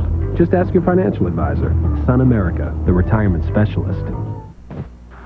2 points is 2 points. Don't be a show. I don't care if you slam dunk. I don't care if you shoot a layup. 2 points is 2 points. All you gotta do is take a short shot, box out, rebound. You ain't got to dunk on everybody. Forget about the theatrics. All you get for that is two. You ain't scored 2 points your whole life. Who you gonna listen to? How about yourself? Obey your thirst. Sprite. Hey, yo, Kobe, you think you getting some tickets? Courtside? Yeah. Come on! The NBA on NBC is brought to you by Chevy Trucks, the most dependable, longest-lasting trucks on the road. By Sun America, the retirement specialist. By Hewlett-Packard, HP Digital Imaging. When it's this easy, why not? And by Sprite, obey your thirst. Just under 9 minutes remaining, fourth quarter. Vlade Divac picked up his 5th foul on this. Dick Bavetta ruling that he was in the restricted area, but on this particular part, his foot is above the line. Well, I think you'd have to say Bavetta might have thought he was still moving, but it looked like he was out in front and took that right in the chest, and just another bad break for Divac and the Kings. But, Steve, go back to what Bavetta's call was. Bavetta pointed down into the circle area, and he said, I'm making my call because you're inside the line. Whatever the call that Divac disagreed with, Bavetta just had a chat with him, and Divac seemed pretty pleased with what was said there. Might have told him I missed the call, but I mean, you know, you got to play through. I mean, referees make mistakes, and if you're going to be a good team, if you're going to be the champion, you got to fight through some missed calls. So Horry will go to the line. Albert Horry has had a very strong all-around game. That call by Dick Bavetta will not have nearly the impact on this game that Chris Webber's botched pass a few minutes ago had, where they had a wide-open Mike Bibby in a very close game, and the crowd and the momentum surging towards Sacramento, and he got caught up in trying to throw a fancy pass and ended up with the offensive foul. Yikes. The Kings had gotten within 7 at that point. That's the closest they've been in the second half. And right now it's back up to 13. Yeah, they got to get this thing down to 8, 9 points by the 6-minute mark and continue to keep the heat on. Webber with the jumper, able to put it in. 24 points for Webber. When he pulls the trigger right away, he's so much more effective. Pressure by the Kings. And this is one of the ways I think that you can create problems for the Lakers. Go down and get them in the backcourt. Make them set out further out on the floor. Make Shaq have to catch the ball further, and all of their reads are different for them. How beautifully the Lakers swing the ball around the perimeter and get the mismatch. Fox easily takes Bibby off the dribble. And Rick Fox now with 9 points. It's such a smart Laker team. They know exactly where every mismatch is. And Bibby hits the jumper. 17 for Bibby. That intelligence for the Lakers comes from Phil Jackson. But Sacramento cannot afford to trade baskets right now. Lindsey Hunter getting the most minutes he's had in this postseason. This is not a good matchup for Bibby, a bigger Fox. Horry can't connect, and Webber another rebound.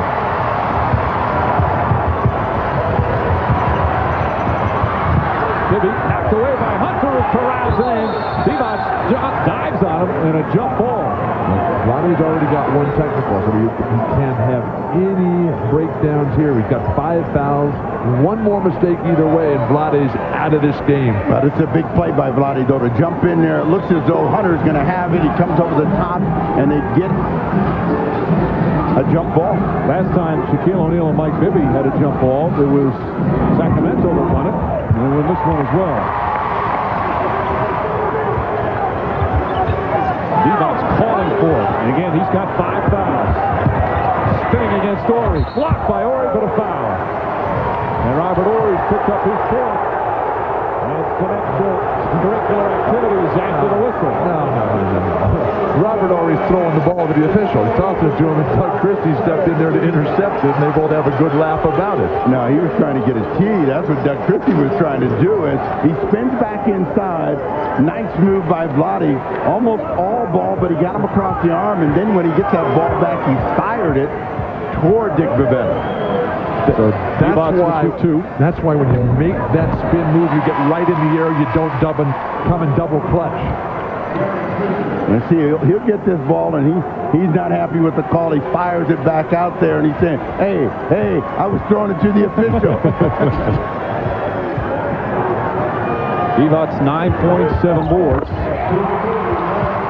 The Kings have been strong from the free throw line, 14 of 15, but they still trail by 9. And the fans will not let the Kings die.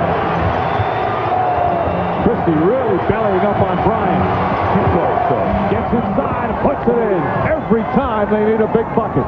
You can't play a guy with the kind of mobility of Kobe Bryant that tight because the first step gets you by him, and then you're reacting. You got to give him a little room and then try to take him one way or the other. He's got 26. Jackson turns it over but gets it back. Bibby to Weber. Hesitation. Weber gets inside, misses the follow. Both of them have it, and Weber finally puts it in. Steve, I got to come back on you on that. I don't know how you play. Bibby steal. Terrific play from Bibby. And a foul on Kobe Bryant before the shot. They're not in the penalty yet. Only the first foul on Kobe Bryant. Steve, I got to come back on you on this. There is no way you can guard this guy. You're too close. This guy is the most skilled player in basketball, and he is torching whoever guards him. Whether it's the San Antonio Spurs, whether it's the Sacramento Kings, line him up. Bibby, not a good shot. He rushed it. Coming up on the midway point of the fourth, and the Kings still down by 9. They still have time. They need to have good defensive pressure here. Make this shot come up from the outside. Give the Lakers just one try. They've forgotten about Shaq right now. They get it right back to Kobe Bryant. That's got to be an offensive foul. He hit him with his elbow and forearm right in the face, and Doug Christie had him played perfectly. Fourth foul on Christie. And for Sacramento, their 14th foul. Let's take a peek. This is what happens when you play too close. You can't react to that. That elbow catches him, but it wasn't an intentional elbow. But when you're playing glove tight, you're going to get hit. The crowd doesn't like it, but they're more upset with their team down by 9.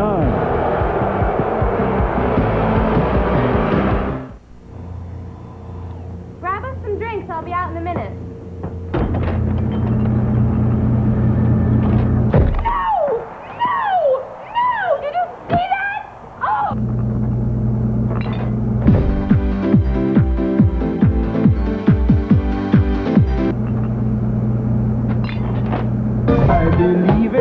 Dessert, Doctor?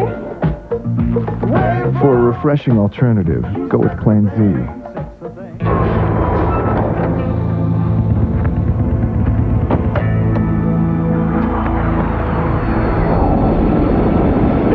I hate it when he does that. Sorry about the dust. Come on, guys, let's go. After the new roomy 7-passenger Chevy Trailblazer, everything else just seems kind of weak. I left the bagels in the jet. The new Chevy Trailblazer, like a rock.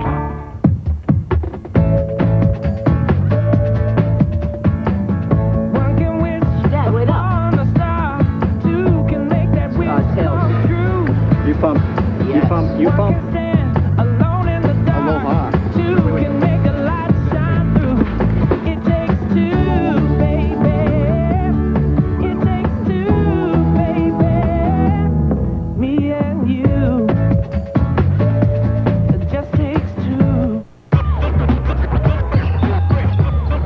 Listen up. Here's a new guy. His name is Lennox, and he can play. And he's going to make all you guys look better. I hear practice is going rather well. Yeah, new guy Lennox is working out. Come on up, Dad. By the way, what did he cost? Peanuts. Why would anybody that good play for peanuts? Loves the game. I'm the open man. Tiger Woods, the most dominant force in golf. He's already won all 4 major championships in a row. Now he tries to pull off that amazing feat in the same calendar year. His next challenge, golf's greatest championship, the U.S. Open, starting Thursday, June 13th on NBC. Bad things happen when you play the offensive player this tight. Now, Kobe Bryant is just going to spin and come across, and he catches the forehead of Doug Christie. Now, there's no contact for Doug Christie, and there shouldn't have been a call there against Doug Christie, and I'm with this guy right here. I'll get a chin foul. No contact, Steve. The elbow came through and caught him across the face, but the nose, look at his nose. It's red as can be. You're saying there's no contact, there's no foul? If it was an exaggerated move, and those glasses are no good, they would have made that call. But again, Sacramento has to play through any of the calls. Pitcher Good defense from Bobby Jackson. Fisher able to knock it down. Oh, the flop will kill you every time, and Jackson went for the flop, left Fisher wide open, and an easy deuce. Don't lose your patience, your control, your composure here to Sacramento. You're up against it. You've got to get to 100 points, at least. Weber again knocks it down. Now, look at Weber. He's doing some good things out there. 28 points, 14 boards, and 6 assists. It's not just stats, though, Bill. It can't be just stats. That was a pretty impressive number. They played from behind the entire game, at home, with the best record in the league. Christie trying to get very physical, and then Christie throws Robert Horry. And this is frustration a bit for Doug Christie as he picks up his 5th foul. Are you a freaking gun? Gotta be for France! You'll see they go in there, and he ties him up. Now, he's holding Robert Horry, and then he just decides to try to tuck him to get back to the ball. Once he went by that screen, he should have released, and he didn't. He got caught. Christie's had the best year of his career. He's a wonderful defender, but he's frustrated right now with what Kobe Bryant's been doing to him. He's got 5 fouls and 5 team fouls. The Lakers are shooting free throws the rest of the time. What would you do if somebody came up and smacked you in the face with an elbow, and then they said it was your fault? But you got to forget it and not let it affect you on the next play as Horry misses the free throw. Of course, Game 2 will be coming up on Monday night on TNT. Coverage beginning 9:30 Eastern. As the Lakers and the Kings right back here at Arco Arena. Will the Lakers have a 1-0 lead? Or can the Kings come up with a superb comeback and try and take this opener? Horry goes 1 for 2. Shaq has not scored here in the quarter. It's been mostly Kobe making plays, so they've done a good job of keeping him from throwing the ball to Shaq. The Lakers have led the entire game by as many as 16. Bibby, the floater, blocked for the foul. Mike Bibby will shoot a couple. Rick Fox picking up his 4th. I'd like to ask you, since you posed the question about Chris Webber's 28 points and whatever rebounds, yes, have you been impressed with Chris Webber's game in terms of leading the attack and coming out and showing a sign that Sacramento is going to win this game, win this series? I think he's played very well, but he's made some mistakes, and as you mentioned, at critical times, especially that offensive foul. The numbers are fine. And somebody looking at just numbers is going to say, great. But what about leading your team to victory? What about giving Turkoglu confidence? What about setting up Doug Christie? What about giving these fans something to hang their hat on and say, we're going to get this done? He still has 4:40 to try it. There's a steal. 3-on-1 for the Kings. On that speed, and Christie puts it in. 6-point game.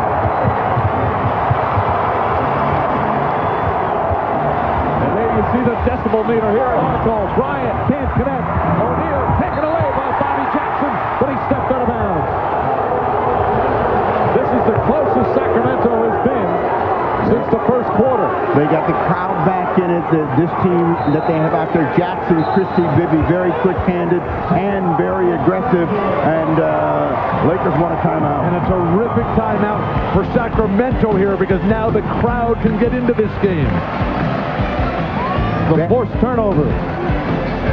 That was a bad pass from Shaq, which led to this bucket from Doug Christie, and they're on the roll. They love their king here in Sacramento. Their team only down by 6.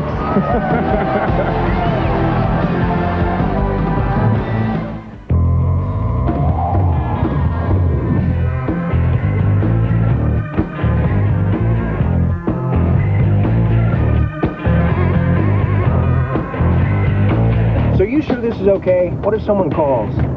What if someone calls?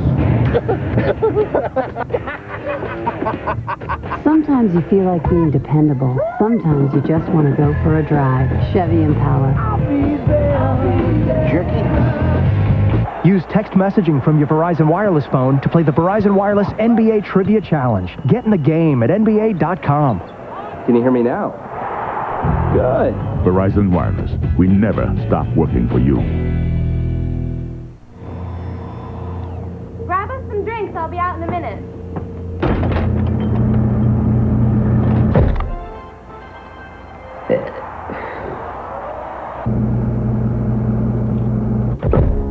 I'm gonna need to know that you're in this for the long haul. I believe in miracles. Dinner is served. For a refreshing alternative, go with Plain Z. Use text messaging from your Verizon Wireless phone to play the Verizon Wireless NBA Trivia Challenge. Get in the game at NBA.com. Can you hear me now? Good. Verizon Wireless. We never stop working for you. Oh, credit card bill. There's interest rates. Just get a Capital One no-hassle card. Lowest fixed rates you can get. So who's getting rich off my credit card?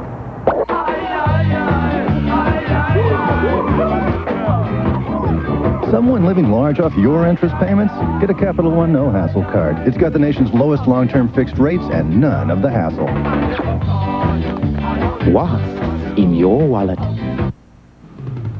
Ahmad Bashad along with Tom Tolbert back in New York. Due to the length of tonight's game, Star Trek Insurrection will not be seen. But coming up immediately following the Kings and Lakers, the comedy Just Shoot Me, followed by the critically acclaimed Law and Order. Tomorrow, the NBA on NBC continues at 4:30 Eastern with a special one-hour pregame show preceding Game 1 of the Eastern Conference Finals between the Nets and the Celtics.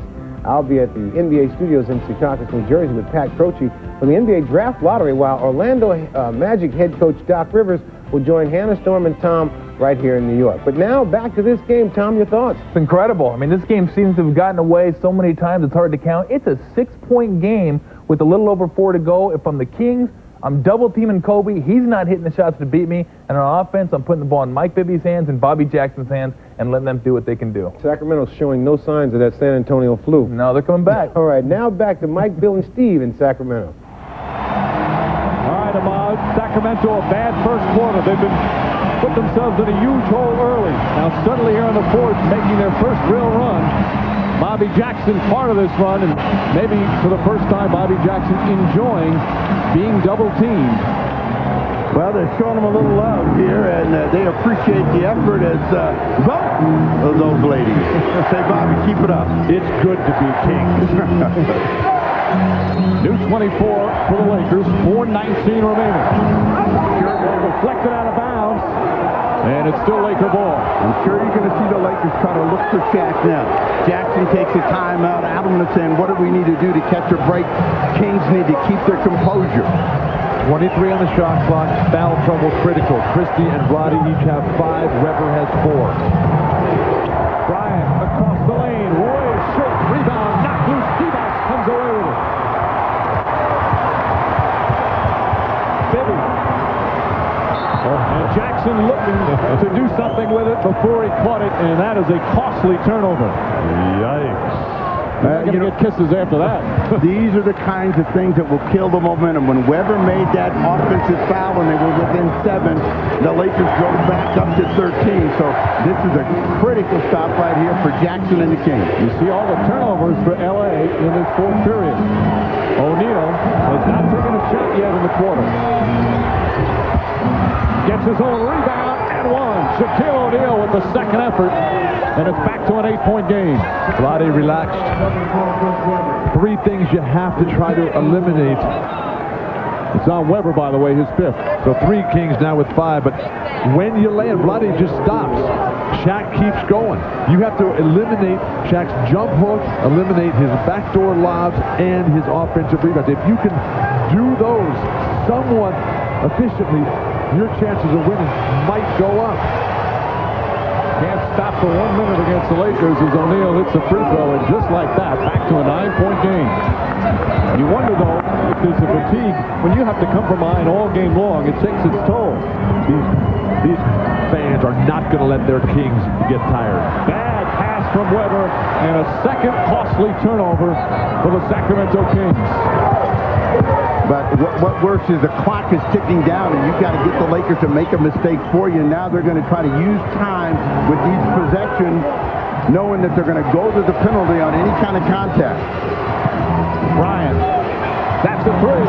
Won't go. Jackson the rebound. Coming up on 3 minutes remaining. Kobe came to a dead stop that time. Didn't have any momentum with his legs to get the ball all the way there. Teams don't have a good idea where they want to get a score. Bibby.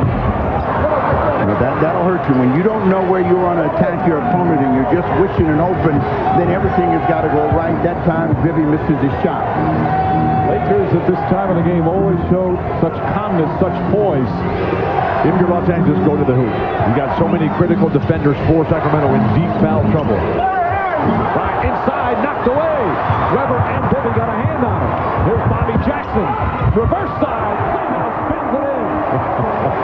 What a tough shot, Jackson. Well, he was looking just to go to the foul line on that one. The Lakers backed off at the last minute. 7-point game. The bench again has been cut for the Kings. O'Neal very deep in the post. And a 3-second violation. That's the 7th fourth-quarter turnover for the LA Lakers. Make that their 8th. Well, they get a break. They've been looking for one. Looked like they could have called a foul on Weber on the arm, and then Bobby Jackson, degree of difficulty. 10. 11. Jackson goes to O'Neal and puts it in. 5-point game. 17 points for Bobby Jackson. Jack early in the shot clock here. Allow him to be a passer. Fox looking for O'Neal. Big advantage there for the Lakers. Fisher for 3. Got to have that rebound. O'Neal takes it away. Lost it, and Robert Horry right there. And Rick Alleman wants timeout. Got to have that rebound, and they didn't get it. Made them shoot deep, shot cake, everybody in. Everybody here at Arco wants a call in favor of the Kings, and you'll see Weber saying, what's over the back? You will never win the championship unless you're a great defensive rebounding team to where you control the tempo. The ball is up in the air. Shaq too tall. The timing too good. Throws 2 guys out of the way, and Horry's able to throw it down. Weber arguing the call before the play had even ended.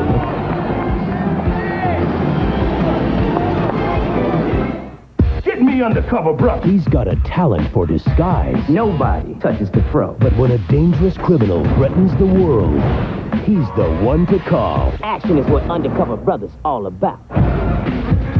This summer, It's time to unleash our secret weapon. Would you like to be my friend?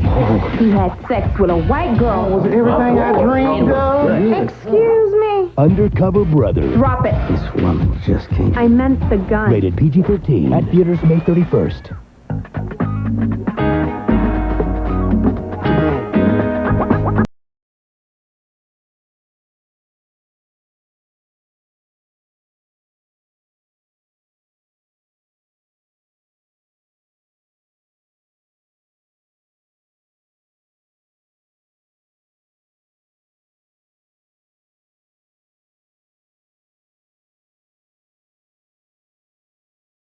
We'll be there.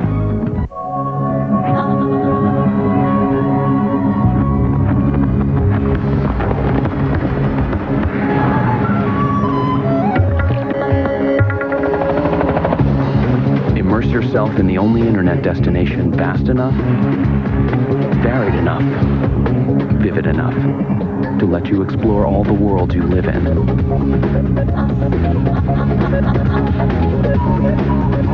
Lycos. Search on. In New Jersey, he has taken the franchise on his back and carried it to victory. Jason Kidd has been the face of courage. Jason Kidd, a sensational play. Now, with the Nets one step away, he hopes to take his team to a place they have never known, the NBA Finals. The Nets versus the Celtics, tomorrow on NBC. For 20 years, NBC Thursday has been must-see TV. God help us! This Monday, we're giving you all of it in one night. Somebody pinch me. Your favorite stars look back at 20 years of must-see TV. I'm gonna blank in my shorts. Monday, 9:30, 8:30 Central on NBC. as the game rolls along and the bigger the situation, fatigue takes an effect, but Weber is late getting to this ball. Does a good job of getting inside position.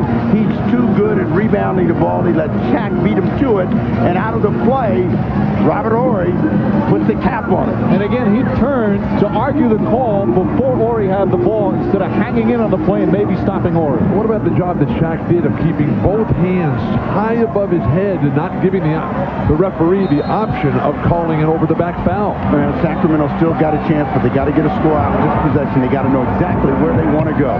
Christie blocked by Fox on the three-point attempt. This is where the Laker defense is so good. They're so versatile, much like the Chicago Bulls teams under Phil Jackson. They can switch everything. Bobby Jackson has been able to go through with penetration, get inside. Jackson, nice move, but Divac's right there on the tip. Under a minute and a half remaining in a 5-point game. Now here the Kings just keep them in front. Don't let them get to the free throw line on this possession. You know they're going to come to Shaq. O'Neal a little further out than he's been starting. Christie all over Bryant. Shot clock winding down. Bryant foul. Shot won't go, but he'll shoot two. They call it against Bobby Jackson, and that's 2 seconds. Shaq's not getting the ball till 10 seconds are left in the shot clock. If they got it to him at 15, they could run more action and get some better looking shots than having to go one-on-one. Bobby Jackson just reaching in and grabbing a lot of arm right here. Easy play to call. He's still got the shot off and almost made it. He's 2 of 3 from the line in this game. Huge free throws right now for Kobe Bryant. He is not shooting free throws well in the playoff series. Didn't shoot them well against Portland. Carried on into San Antonio. That was a nervous attempt right there, but he gets it to go in. 70% for a guy who's shooting 83. Concentration here, knocks them both down, and a lead back up to 7. Final minute. Now you got to come quick. They can't take a lot of time to get the score. And again, it's just a lot of confusion how they want to get it. Bibby over O'Neal, who swats it. And here comes Fisher. Well, they can't stop playing. That's it. That's ball game. That's the 4th block for Shaquille O'Neal. Another huge defensive play for the LA Lakers. Ball knocked away by Divac. Here comes Bibby. Jackson inside. It cuts to 5 with 26 seconds. They have to foul now. The Lakers just keep moving the ball. And they foul Derek Fisher. The last play down, they tried to foul Shaq, and it turned into a turnover for him, and they ended up getting a layup. But, I mean, they were trying to give a foul and didn't get it that time. So Shaq is looking at the official and says, oh, well, what's up, you know? This is Fisher's first free throw attempts of the game. He's shooting 86% from the line in the playoffs. With 23.9 seconds remaining, Lakers hit their free throws. This game's over. If they miss, the door is open. And that's 3 straight clutch free throws. This guy's pretty good, Derek Fisher. In that first quarter, when they got themselves in a hole, they've been climbing out ever since, and every time they've made a run, they've made a mistake at a critical time to give the Lakers enough breathing room to build it back up. Timeout, Adelman. So Rick Adelman will call time with 22.3 remaining. It's not over yet. It's a 6-point game. Sacramento will have the ball when we return. They'll get the opportunity to put it in the front court, but still an uphill climb.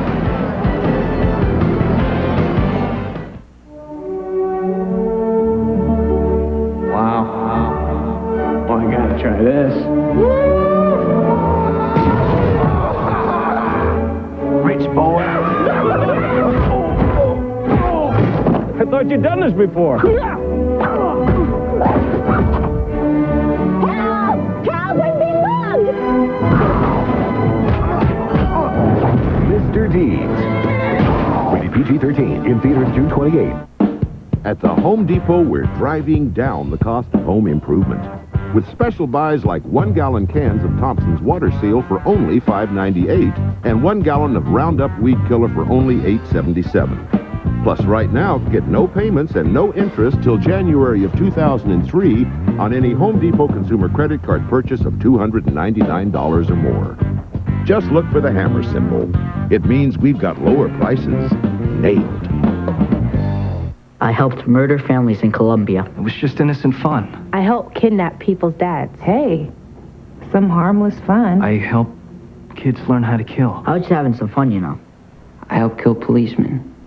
I was just having fun. I helped the bomber get a fake passport. All the kids do it. I helped kill a judge. I helped blow up buildings. My life, my body. It's not like I was hurting anybody else.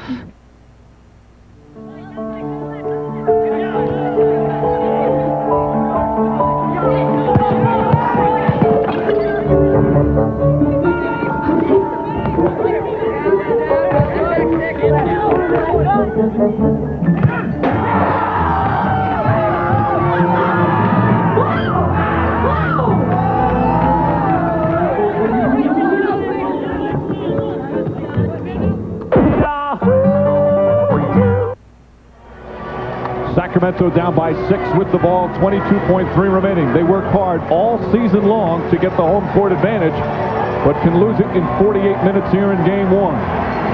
They need threes right now, and they're only 1 of 6 from downtown. Of course, their best three-point shooter, Peja Stojakovic, out with an injury. The Lakers, meanwhile, looking for their 12th straight road playoff win. Bibby inside, some contact from O'Neal, and that should do it. They foul Fisher, and it's just a matter of shooting free throws to play out the string here. Shaq's defense, superb. Bibby down the lane to throw one up over the top of him, and Shaq backed off at the right time and still got the ball at the other side of the rim. That is real talent. Christie fouls out. Bibby's going to come down the lane, and he's open, and he's thinking he's going to get the foul, so he just is taking the contact and throwing it up and knowing he's going to go to the free throw line. The discussion between O'Neal and Bibby, and Shaq is saying, look, I just got fouled the other end. This is even up. I earned that. 10 years, I earned that. But Shaq, like all the great centers, realized that the guys who are attacking the rim, they've got to bring the ball to you, and you don't have to block every shot. You have to force them to take a tough shot, force them to make it.